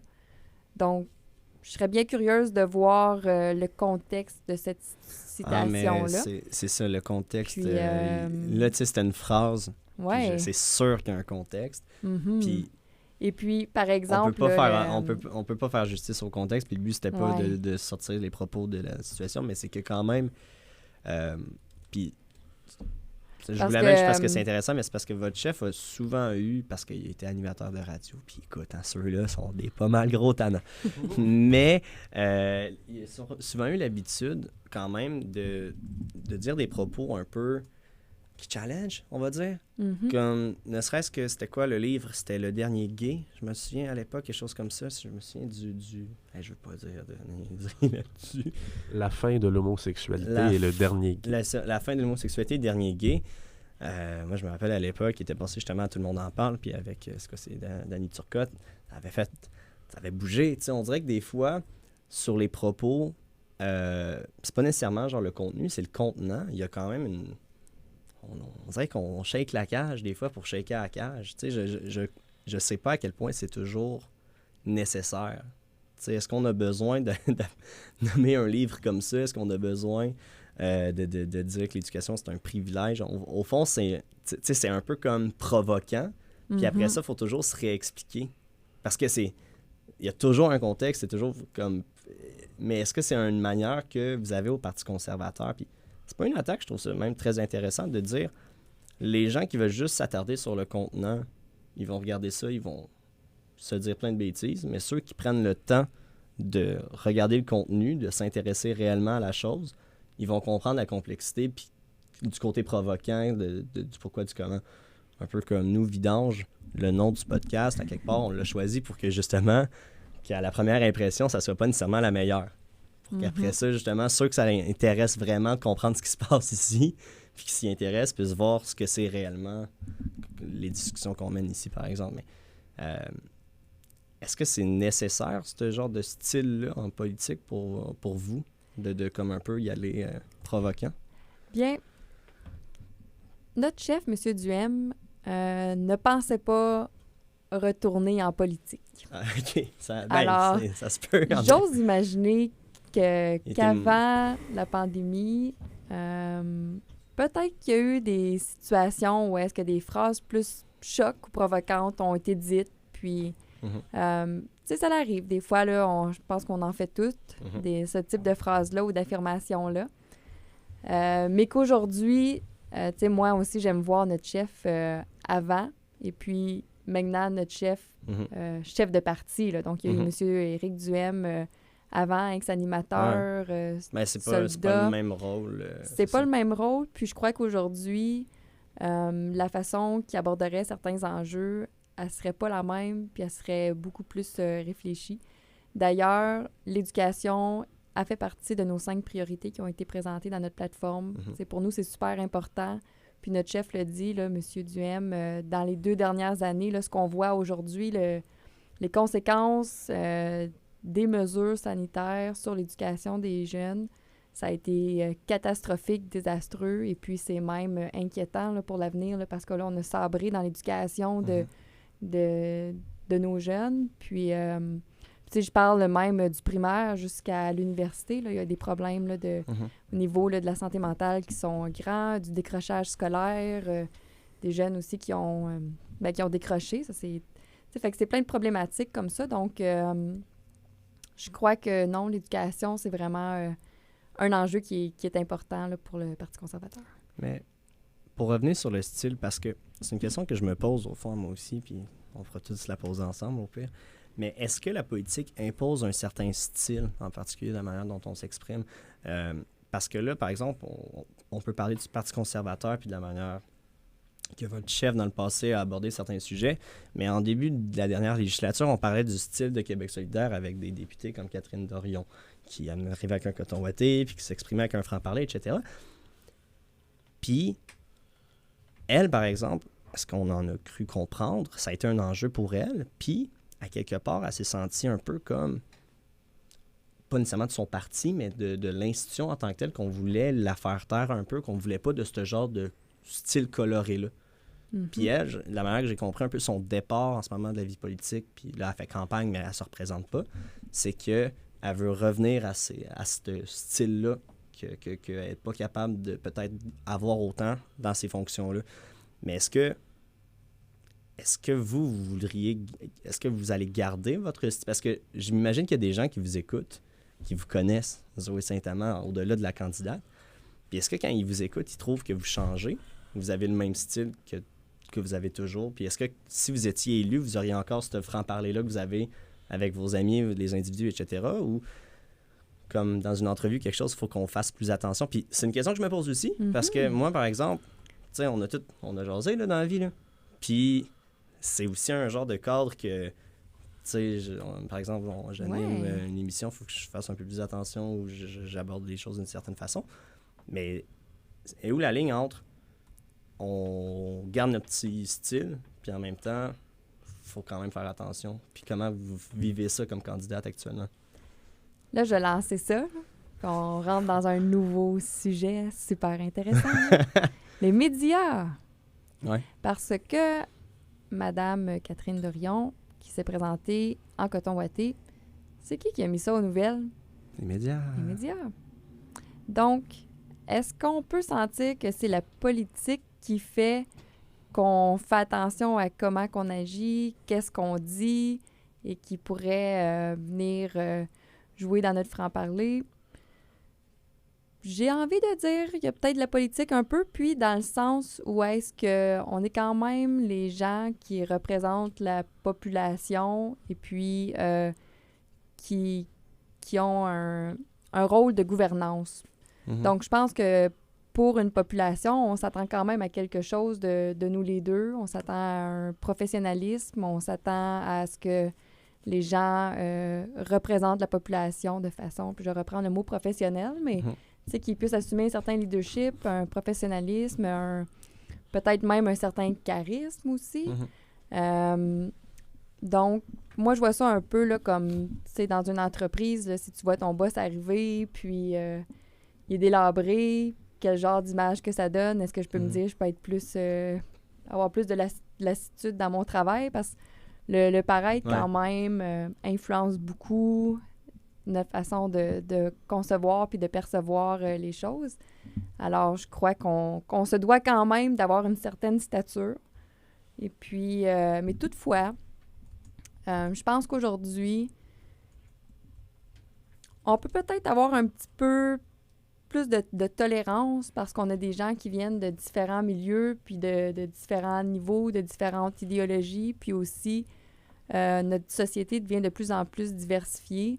Donc, pour s'assurer que les gens puissent être bien représentés, on devrait idéalement avoir une personne pour chaque type pour chaque groupe. Couleur, chaque style. Mais je crois que les médias, puis ça, je dois dire, là, je suis contente que tu abordes la question, Alex, parce que oui, en effet, j'ai personnellement eu des craintes aux mots que je vais utiliser parce que ce qu'on peut voir dans les nouvelles dernièrement, c'est que quand même, je sens ou je vois qu'il y a beaucoup de lances qui sont lancées envers le Parti conservateur. Et puis, j'ai comme un sentiment que ce que je peux dire ou faire pourrait être scruté plus scrupuleusement à la loupe et puis qu'on va peut-être tenter de trouver un débarque ou quelque chose là, pour me mettre en défaut. Puis ça, c'était une crainte que j'avais avant de commencer. Puis c'est de ce que je vois là, dans les médias, parce que les médias, on dit que c'est quand même le 5e pouvoir dans une société. Donc, tu sais, prenons le temps de réfléchir à ça. Là. Si c'est un 5e pouvoir, là, c'est qu'ils ont un pouvoir d'influence qui peuvent amener une société dans une direction ou une autre. Peuvent jouer aussi là, dans nos perceptions, tu sais, ça influence les gens. Puis je suis d'accord avec vous, puis c'est justement pour ça qu'un peu on fait l'émission, c'est parce que de mon expérience personnelle, avec des discussions avec des politiciens, des professeurs, des gens, au fond, un peu plus, on pourrait dire qu'ils appartiennent à certaines élites du monde politique, puis bienvenue là-dedans, finalement. Non, mais parce qu'à un moment donné, excusez-moi, là, mais une tête sur une affiche, tu sais, genre, commence à s'approcher de quelque chose, tu sais. Parce que sinon, à un moment donné, c'est qui est assez bon pour prendre la parole. Mais c'est qui est assez bon pour prendre la parole, mais c'est aussi que quand on prend la peine de discuter avec ces gens-là, dont vous,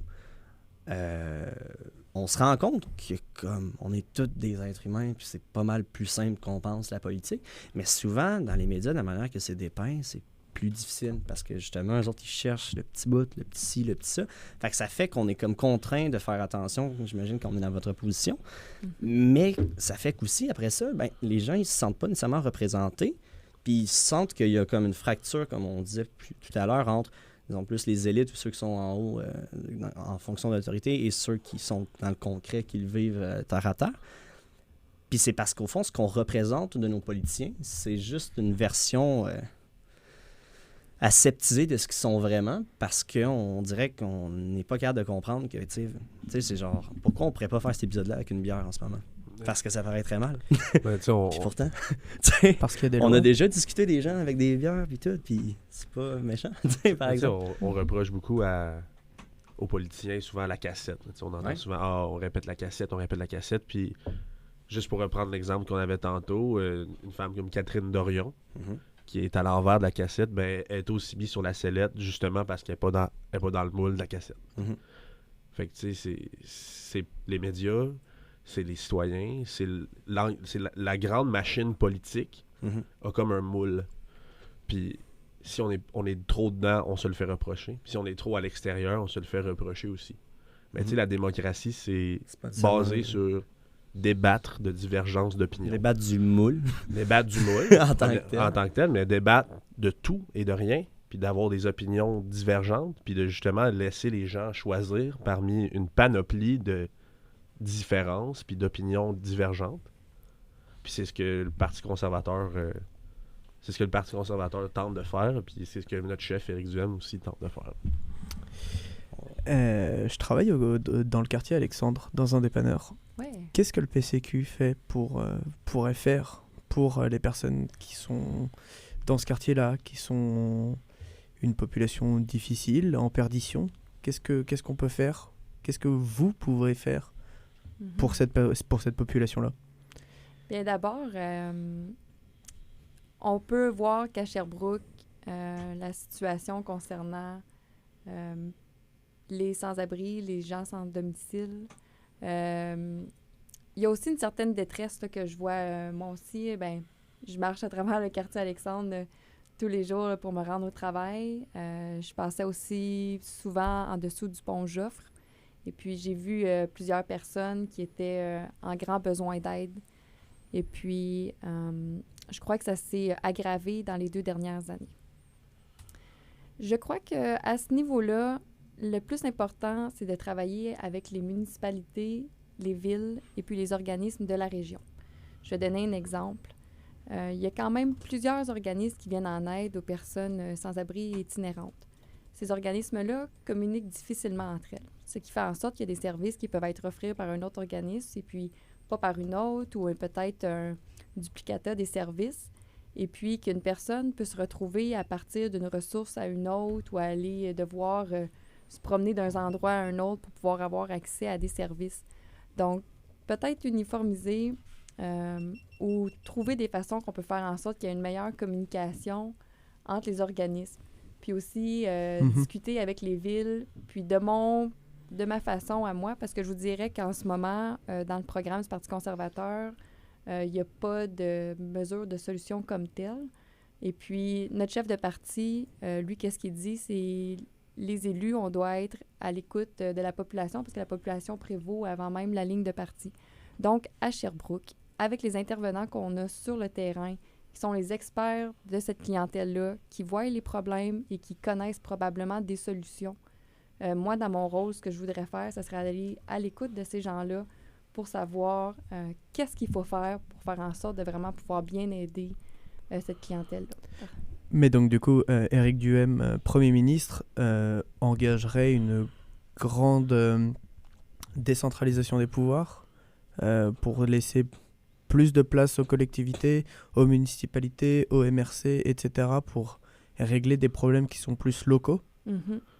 Parce que probablement, tu sais, que le problème d'itinérance qu'on a ici à Sherbrooke n'est pas le même que celui de Montréal ou d'une grande ville comme Québec ou une plus petite ville là, comme peut-être Gatineau qui en a moins ou qui en a plus. Puis, au lieu d'avoir juste une grande mesure pour tous, eh bien, dans ces enjeux-là, je crois qu'il faut se référer à l'expertise qu'on a là, dans nos villes parce qu'eux, ils connaissent le terrain, ils voient les situations évoluer, ils ont plusieurs années d'expérience. Je crois que c'est important d'aller se référer à ces gens-là et puis leur donner les moyens de pouvoir mettre en place des mesures et des solutions qui vont amener des réels changements. Là, parce que je suis certaine qu'il y en a, puis souvent, c'est des problématiques au niveau de soit des monétaires ou législation ou manque d'effectifs, manque de main-d'œuvre. Donc, travailler avec les gens terrain. Donc, est-ce qu'on voudrait, en caricaturant, créer un espèce de fédéralisme québécois? Non. N'entrons pas dans ces sujets là-dedans. Mais dans la plateforme, ce qui est prévu, là, ce qu'un gouvernement conservateur ferait, ça serait d'aider les personnes en situation qui ont besoin d'aide, plutôt que de financer, mettons, des HLM ou des logements sociaux. Ça serait d'aider financièrement, puis d'aider avec des ressources humaines, puis d'aider les gens en situation qui sont dans le trouble, dans le fond. Au lieu de financer un grand parc de HLM dans Sherbrooke. Ça serait plutôt d'aider les gens qui ont besoin d'aide avec une allocation X à justement trouver un milieu de vie qui leur convient puis dans lesquels ils seront plus à l'aise. Puis comme ça, ben, ces gens-là pourront justement choisir puis avoir le style de vie qui leur convient plutôt que de leur imposer une grosse boîte brune avec des logements sociaux. On parle beaucoup de faire ses propres choix. Il y a malheureusement le mot fédéralisme, je sais pas quoi, qui a été lancé. Je voulais qu'on finisse l'entrevue en parlant évidemment de la COVID-19, parce que je voulais pas commencer juste avec ce sujet-là, puis que comme ça finisse jamais. Mais Tu l'as abordé plusieurs fois. Parce que voilà. Mais juste avant, parce que le slogan de votre parti, c'est « Libre chez nous ». Puis j'ai l'impression que sur la question, que la question, disons, souverainiste, fédéraliste, elle a l'air d'être un peu oubliée en ce moment dans le débat public. On dirait que c'est comme plus d'actualité. Mais moi, un slogan « Libre chez nous », ça me fait juste penser au fait que comment on peut être libre chez nous quand j'ai l'impression que le Québec, dans le Canada actuellement, on est comme un peu le colocataire d'un appartement dans lequel on n'a même pas signé le bail. Comment on peut être libre des décisions qu'on prend dans le Québec si, à l'échelle de l'État dans lequel on est, on ne peut même pas vraiment prendre nos propres décisions? On est comme entre le maître chez nous et le libre chez nous en ce moment, mais j'ai de la difficulté à pas comprendre pourquoi le Parti conservateur, au fond, se dit pas ouvertement souverainiste, quand au fond, l'idée, c'est de faire nos propres choix puis d'être libre. Fait que je poserais la question, je comprends que c'est pas nécessairement un enjeu qui intéresse peut-être le Parti conservateur, mais écoutez, moi, ça m'intéresse, puis on va faire avec la réponse qu'on a. Là. C'est peut-être ma seule question. Je peux y aller sur une note vraiment personnelle. Oui. Moi, je suis née en dehors du Québec. Je suis née au Nouveau-Brunswick. Puis j'ai voyagé à travers le Canada au complet. Puis je dois dire qu'on a un motadine de beau pays. Donc, pour l'avoir vu de mes yeux, je suis vraiment fière de faire partie du Canada. Puis mon plus grand souhait, ça serait qu'on se tienne tous main dans la main et qu'on continue à avancer. C'est un argument qui est valable. Puis je veux pas... Puis c'est correct. Pour le libre chez nous, tu sais, dans le fond, au Québec, on a la particularité d'avoir beaucoup de ressources sur notre territoire, puis on a un beau gros territoire. De la façon que je peux voir qu'on peut se démarquer du Canada puis être plus libre chez nous, c'est en allant devenir le Québec grand et puissant et indépendant que je sens qu'on peut être par l'exploitation équilibrée et honnête de nos ressources pour que les Québécois on puisse en recevoir plus et puis pouvoir peut-être être moins dépendants des autres provinces. Parce que là, on faut pas se le cacher non plus qu'il y a une chance qu'on est là avec le Canada. Là. Parce qu'on reçoit quand même... c'est ça, je voulais pas trop amener cet enjeu-là parce que je vais partir trop sur mes affaires à moi. Ça, c'est des gros sujets. C'est sûr qu'on pourrait dire qu'en ce moment, ça serait pas un enjeu, par exemple, le privé en santé, si on avait les milliards qu'Ottawa devrait nous donner en santé pour financer nos programmes. Puis, de toute façon, juste l'Alberta en tant que tel ne serait pas quelque chose si à l'époque qu'ils, eux, avaient besoin d'investissement dans leur province, on n'était pas là, nous, pour leur donner de l'argent. Fait puis notre industrie, mettons, forestière ou de l'aluminium, il irait beaucoup mieux si on ne dépendrait pas d'une monnaie qui fluctue en fonction du pétrole albertain. Il y a plein de bons enjeux. Puis c'est correct. C'est correct. Je veux pas... C'est pas votre enjeu nécessairement, la souveraineté, c'est correct. C'est surtout que c'est pas ton interview. Puis c'est pas mon interview. On me demande pas mon avis là-dessus. C'est correct. De toute façon, j'ai pas d'avis là-dessus. Non, pas du tout. Non, Mais quand même... Je trouve que c'est un peu dommage qu'en ce moment, les partis comme le Parti conservateur ou Québec solidaire, même à certains égards, parce que Québec solidaire, c'est à certaines conditions parfois, là, c'est bref. Puis leur base n'est pas nécessairement d'accord avec eux sur la question de la souveraineté selon les sondages. Que des nouveaux partis comme le Parti conservateur ou Québec solidaire ou la CAQ, pour eux, ça ne soit pas des enjeux importants, alors que si c'est pas la moitié, c'est peut-être plus de ce qui se passe en politique ici, elle se passe au fond à Ottawa. Fait avant d'être libre chez nous, il faudrait savoir un peu on est chez qui à la base, puis qui prend vraiment les décisions. Mais sur ce, C'est une bonne réflexion. je vous laisse là-dessus. Mais non, mais on va enchaîner sur notre dernier Ouais, sujet. ouais. Je vous laisse là-dessus. Je veux juste, si je suis capable, si je peux me coucher ce soir en me disant que j'ai créé des tensions souverainistes au Parti conservateur. Écoute, j'aurais fait ce que je pouvais aujourd'hui. Mais, Créer une réflexion, par exemple. puis c'est pas grave, c'est pas besoin qu'on règle ça live. Là. De toute façon, au Québec, on n'a pas réglé ça il y a un bout. Puis Commencez par régler vos affaires entre souverainistes, là, puis après ça, on s'en jase. Et voilà. sur ce, et puis, parce que justement, c'est un enjeu important, que ce soit au Québec, mais aussi pour le Parti conservateur, mais aussi en général. Puis parce que, on l'aborde beaucoup trop souvent avec les conservateurs comme étant le seul enjeu, puis c'est pas l'erreur qu'on voulait faire avec vous aujourd'hui en parlant que de la pandémie de COVID-19 et de toute cette situation-là. Mais qu'en même temps, on peut pas s'empêcher de l'aborder. On voulait aborder ça. Je voulais tout de suite mettre la table en y allant... pas nécessairement en prenant position, mais en expliquant seulement certains faits, qui est, attendez un peu, je vais y aller pour être sûr. C'est une de mes statistiques préférées. Oh. Donc, j'ai la dernière mise à jour de Our World in Data. Bref, c'est du gros Wikipédia, mais c'est les données que la Chine, en tout cas, nous offre. Actuellement, en Chine, depuis le début de la pandémie, il y a 5226 décès en Chine, sur une population de... On est rendu à 1,3, 1,4. ou 1,4 milliard, ouais. En Chine, selon les chiffres officiels de la santé publique chinoise, on est à peu près à 5000, alors qu'au Québec... Excusez-moi, je ne suis plus l'actualité de ça tous les jours. On est rendu à 16 000, en gros. Ouais. C'est pas pour dire qu'on s'en fout au Québec. C'est juste pour dire que, un pays comme la Chine a des données douteuses. Fait que des fois, est-ce qu'on peut pas se tromper sur les données qu'on a dans la vie?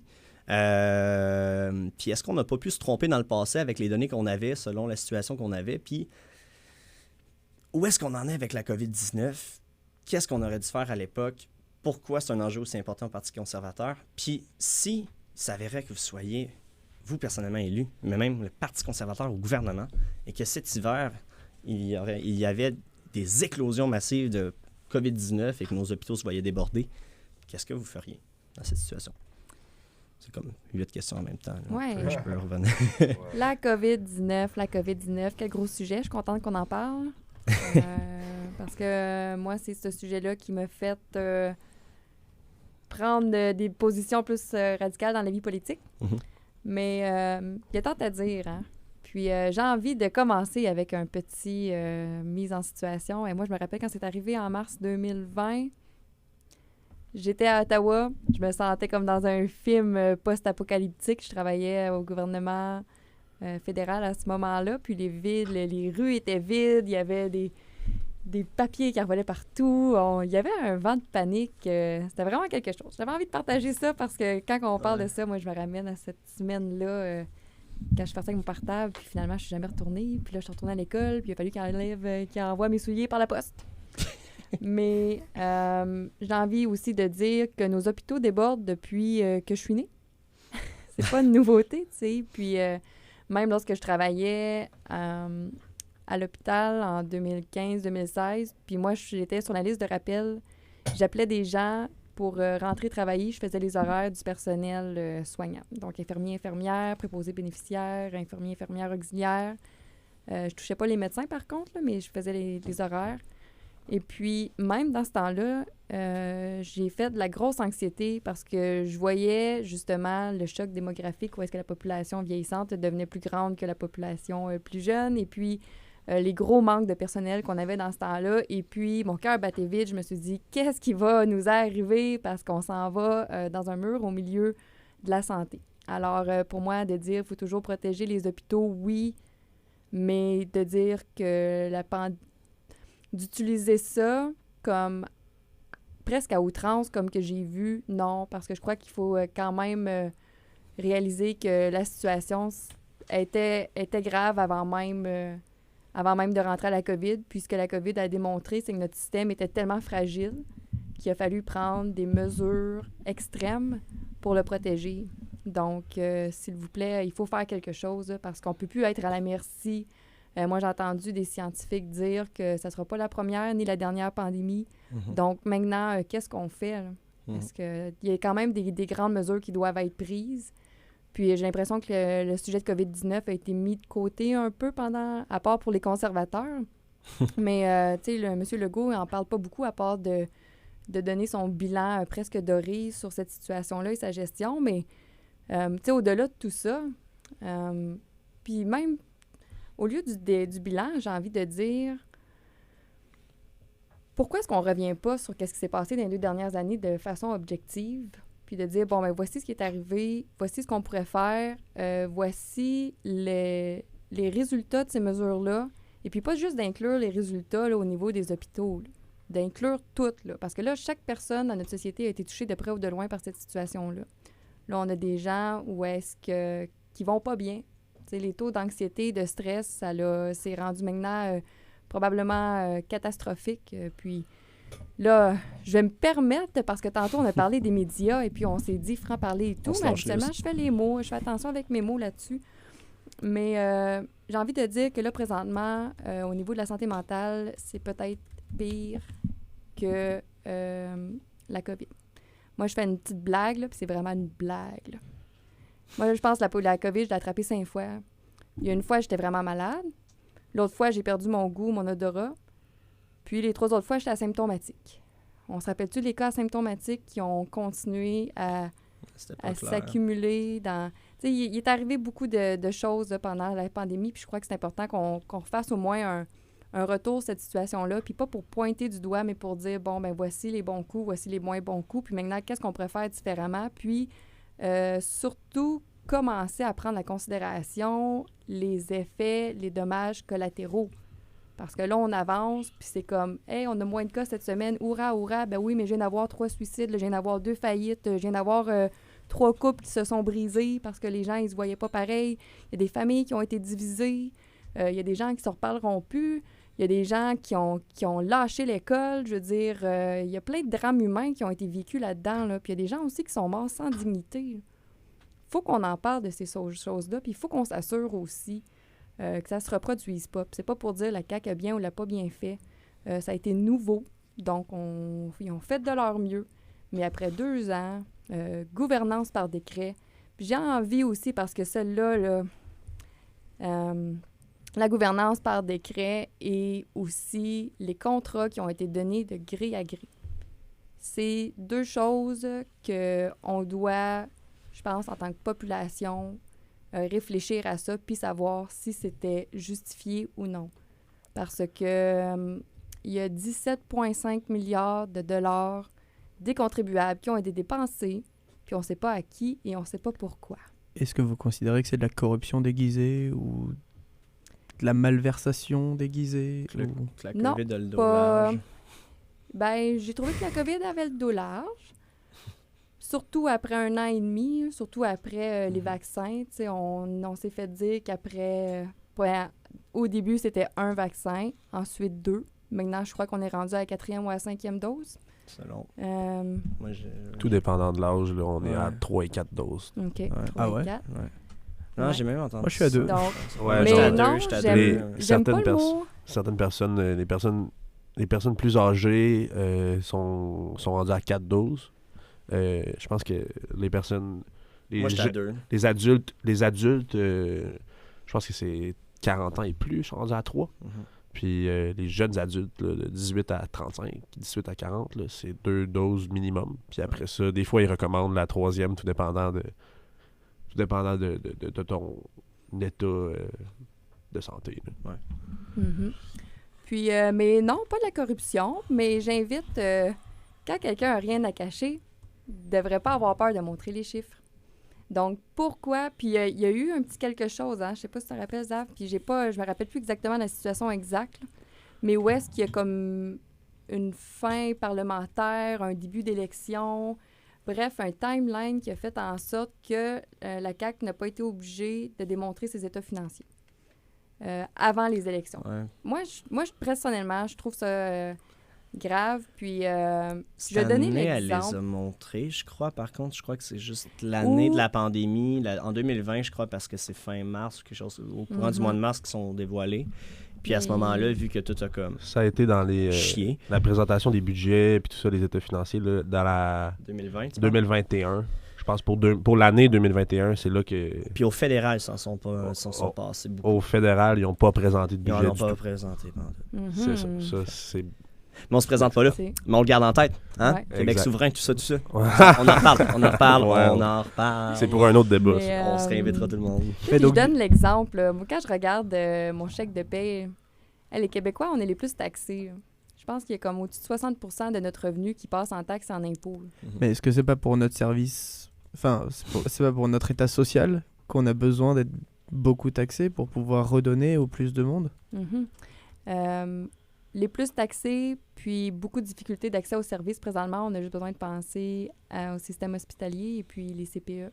Et même l'état de nos routes, qui sont pas super géniales. Et puis avoir accès aujourd'hui à des services en santé mentale.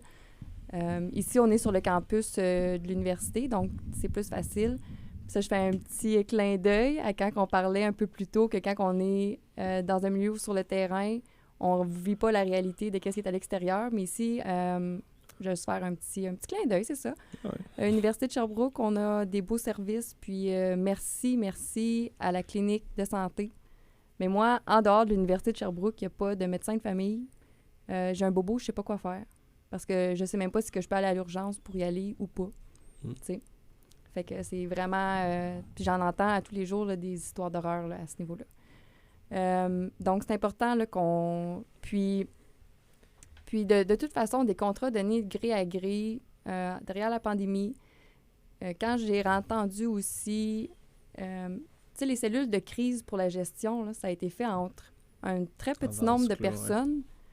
Et puis, de ces personnes-là, je crois qu'il y avait une personne qui venait du domaine de la santé scientifique, c'était Dr Arruda dans le temps. Il y a eu des comptables, il y a eu des gens qui sont venus de d'autres milieux qui prennent des Communication. décisions sur la santé. Puis je me rappelle toujours avoir entendu dans un point de presse, puis je n'avais pas les mots exacts, mais ça ressemblait pas mal à « on n'a pas pris de notes, ça a été décidé sur le coin d'une table ». Ça ressemblait à ça. « Hey, excusez-moi, vous êtes en train de gérer la vie de tout le monde, là, puis on parle de santé publique ici. Là. S'il devrait y avoir des notes, on devrait avoir accès à ces données-là. On vient de vivre une grosse pandémie. Est-ce qu'on peut apprendre de cette situation-là? » Donc, est-ce que vous voudriez qu'on déclassifie les discussions de cabinet? Je crois que c'est 30 ans, les données qui sont classifiées. Honnêtement, J'ai ce souvenir-là de il me Paul s- 100. Il me semble Ah. qu'aux États-Unis, c'est une affaire comme 30 ans. 50 ans. Oui, Fait que mais on est au Canada, Québec. ici. j'ai aucune idée. Xavier, sort des données, maintenant. Ok, Maintenant. je me mets sur les recherches. All right, Je reviens. all right, go, go, go. Tic, tic. Mais non, je pense Mais qu'il ouais. faut avoir plus de transparence, absolument. Parce que là, on s'est fait dire des mesures. Puis aussi, je tiens à remettre le couvre-feu qui, finalement, s'est sorti dans les médias comme quoi que c'était pas soutenu au niveau scientifique, que Mhm. ça avait des effets contre la propagation et puis... Ok, moi j'avais compris que vous vouliez remettre le courant. Ah, non. À Non, partir non, du non, 3 non, non, octobre Non, non. jusqu'au 12 Ben, avril. écoutez, Bouh! la CAQ s'est conservé ses pouvoirs, je pense que c'est discrétionnaire. Ouais. Extraordinaire. Oui, Genre, jusqu'en ça. décembre. Mm. Et puis, il y a des commissions scolaires qui ont reçu des cargaisons de masques et de tests rapides PCR. Alors, est-ce qu'on fait... Puis là, je rentre pas dans... Tu sais, moi, je me pose des questions. Là. Je me pose des questions et puis j'ai pas de réponse. Quand on fait juste examiner là, les justifications de certaines mesures de la pandémie, tu sais, comme le couvre-feu, tu sais, on a eu accès, les médias ont rendu disponibles certains échanges de courriels qu'il y a eu entre des cellules de crise puis le gouvernement puis la santé publique, puis on voit clairement qu'il n'y a aucune étude scientifique il y a aucune étude scientifique qui disait c'est bon ou c'est mauvais de mettre un couvre-feu. Puis le gouvernement Legault a justifié ça en disant on se base sur des études. Mais je suis pas là pour défendre Legault, Mhm. sinon je serais mieux payé. Je suis pas payé. Fait que ça donne une idée. Mais ce que j'arrive à comprendre quand même, c'est qu'à une certaine époque, surtout dans les débuts de la pandémie, tu sais, les études, je veux bien, mais c'est ça, il n'y en avait pas. Puis les décisions, il fallait quand même en prendre. Puis comme vous avez dit, la question, c'est pas de savoir si on fait de l'armée ou pas, c'est de pouvoir être capable de remettre ça en question. Ou peut-être qu'on peut laisser, peut-être même, tu sais, remettre en question, mais j'ai Ouais, juste envie en d'aller, discuter, ouais. tu sais, de faire le point sur la situation. Comme, tu sais, par exemple, dans n'importe quelle entreprise, quand il arrive une situation extraordinaire, à la fin de tout ça, c'est pas de se faire un bilan en se pétant les bretelles puis en se disant « Hey, on a bien fait, tout va bien », ce que j'ai vu un peu avec le bilan qui est sorti. Ouais. Mais c'est plus comme « Hey, il est arrivé ça, voici nos On a appris bons de coups, ça, on voici va nos faire... bons coups. Ouais. Puis, tu sais, parce qu'on c'est quelque chose de gros. Là. Puis là, on dirait que vu qu'il y a moins de cas, c'est comme si on était passé à autre chose, comme si qu'on avançait dans la vie, puis là, Mais on se réajuste, on On retourne l'a à la vu normale. l'année passée, l'automne arrivé Mais, tranquillement. Le parti conservateur a la rancune tenace. Bref. Non, mais... Non, non. Ben, je Non, pense non, que, tu sais, le Parti conservateur, c'est le parti où est-ce qu'il y a eu une montée fulgurante, historique du nombre de membres. En 2021, il y avait 500 membres. En 2022, maintenant, on a dépassé le cap des 60 000. Est-ce qu'on peut penser qu'une partie de la population se sont vraiment sentis interpellés ou par le message du Parti conservateur, en lien avec sa réponse à la pandémie? Je pense que oui.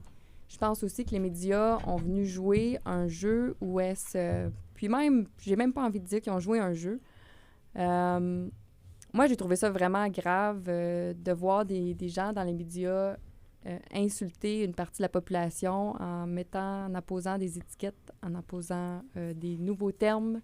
Puis ça a créé beaucoup de divisions. Peut-être même que sans avoir à questionner la pandémie et tout, eh bien, faut réfléchir à aussi, est-ce qu'on accepte ça en tant que société qu'un média... C'est différentes classes de personnes, qu'on se divise selon... Non, mais est-ce que les médias n'ont pas juste joué le même jeu qu'avant, mais c'est juste la population qui s'est réveillée et qui s'est dit « Hey, attends, là, qu'est-ce qui se passe?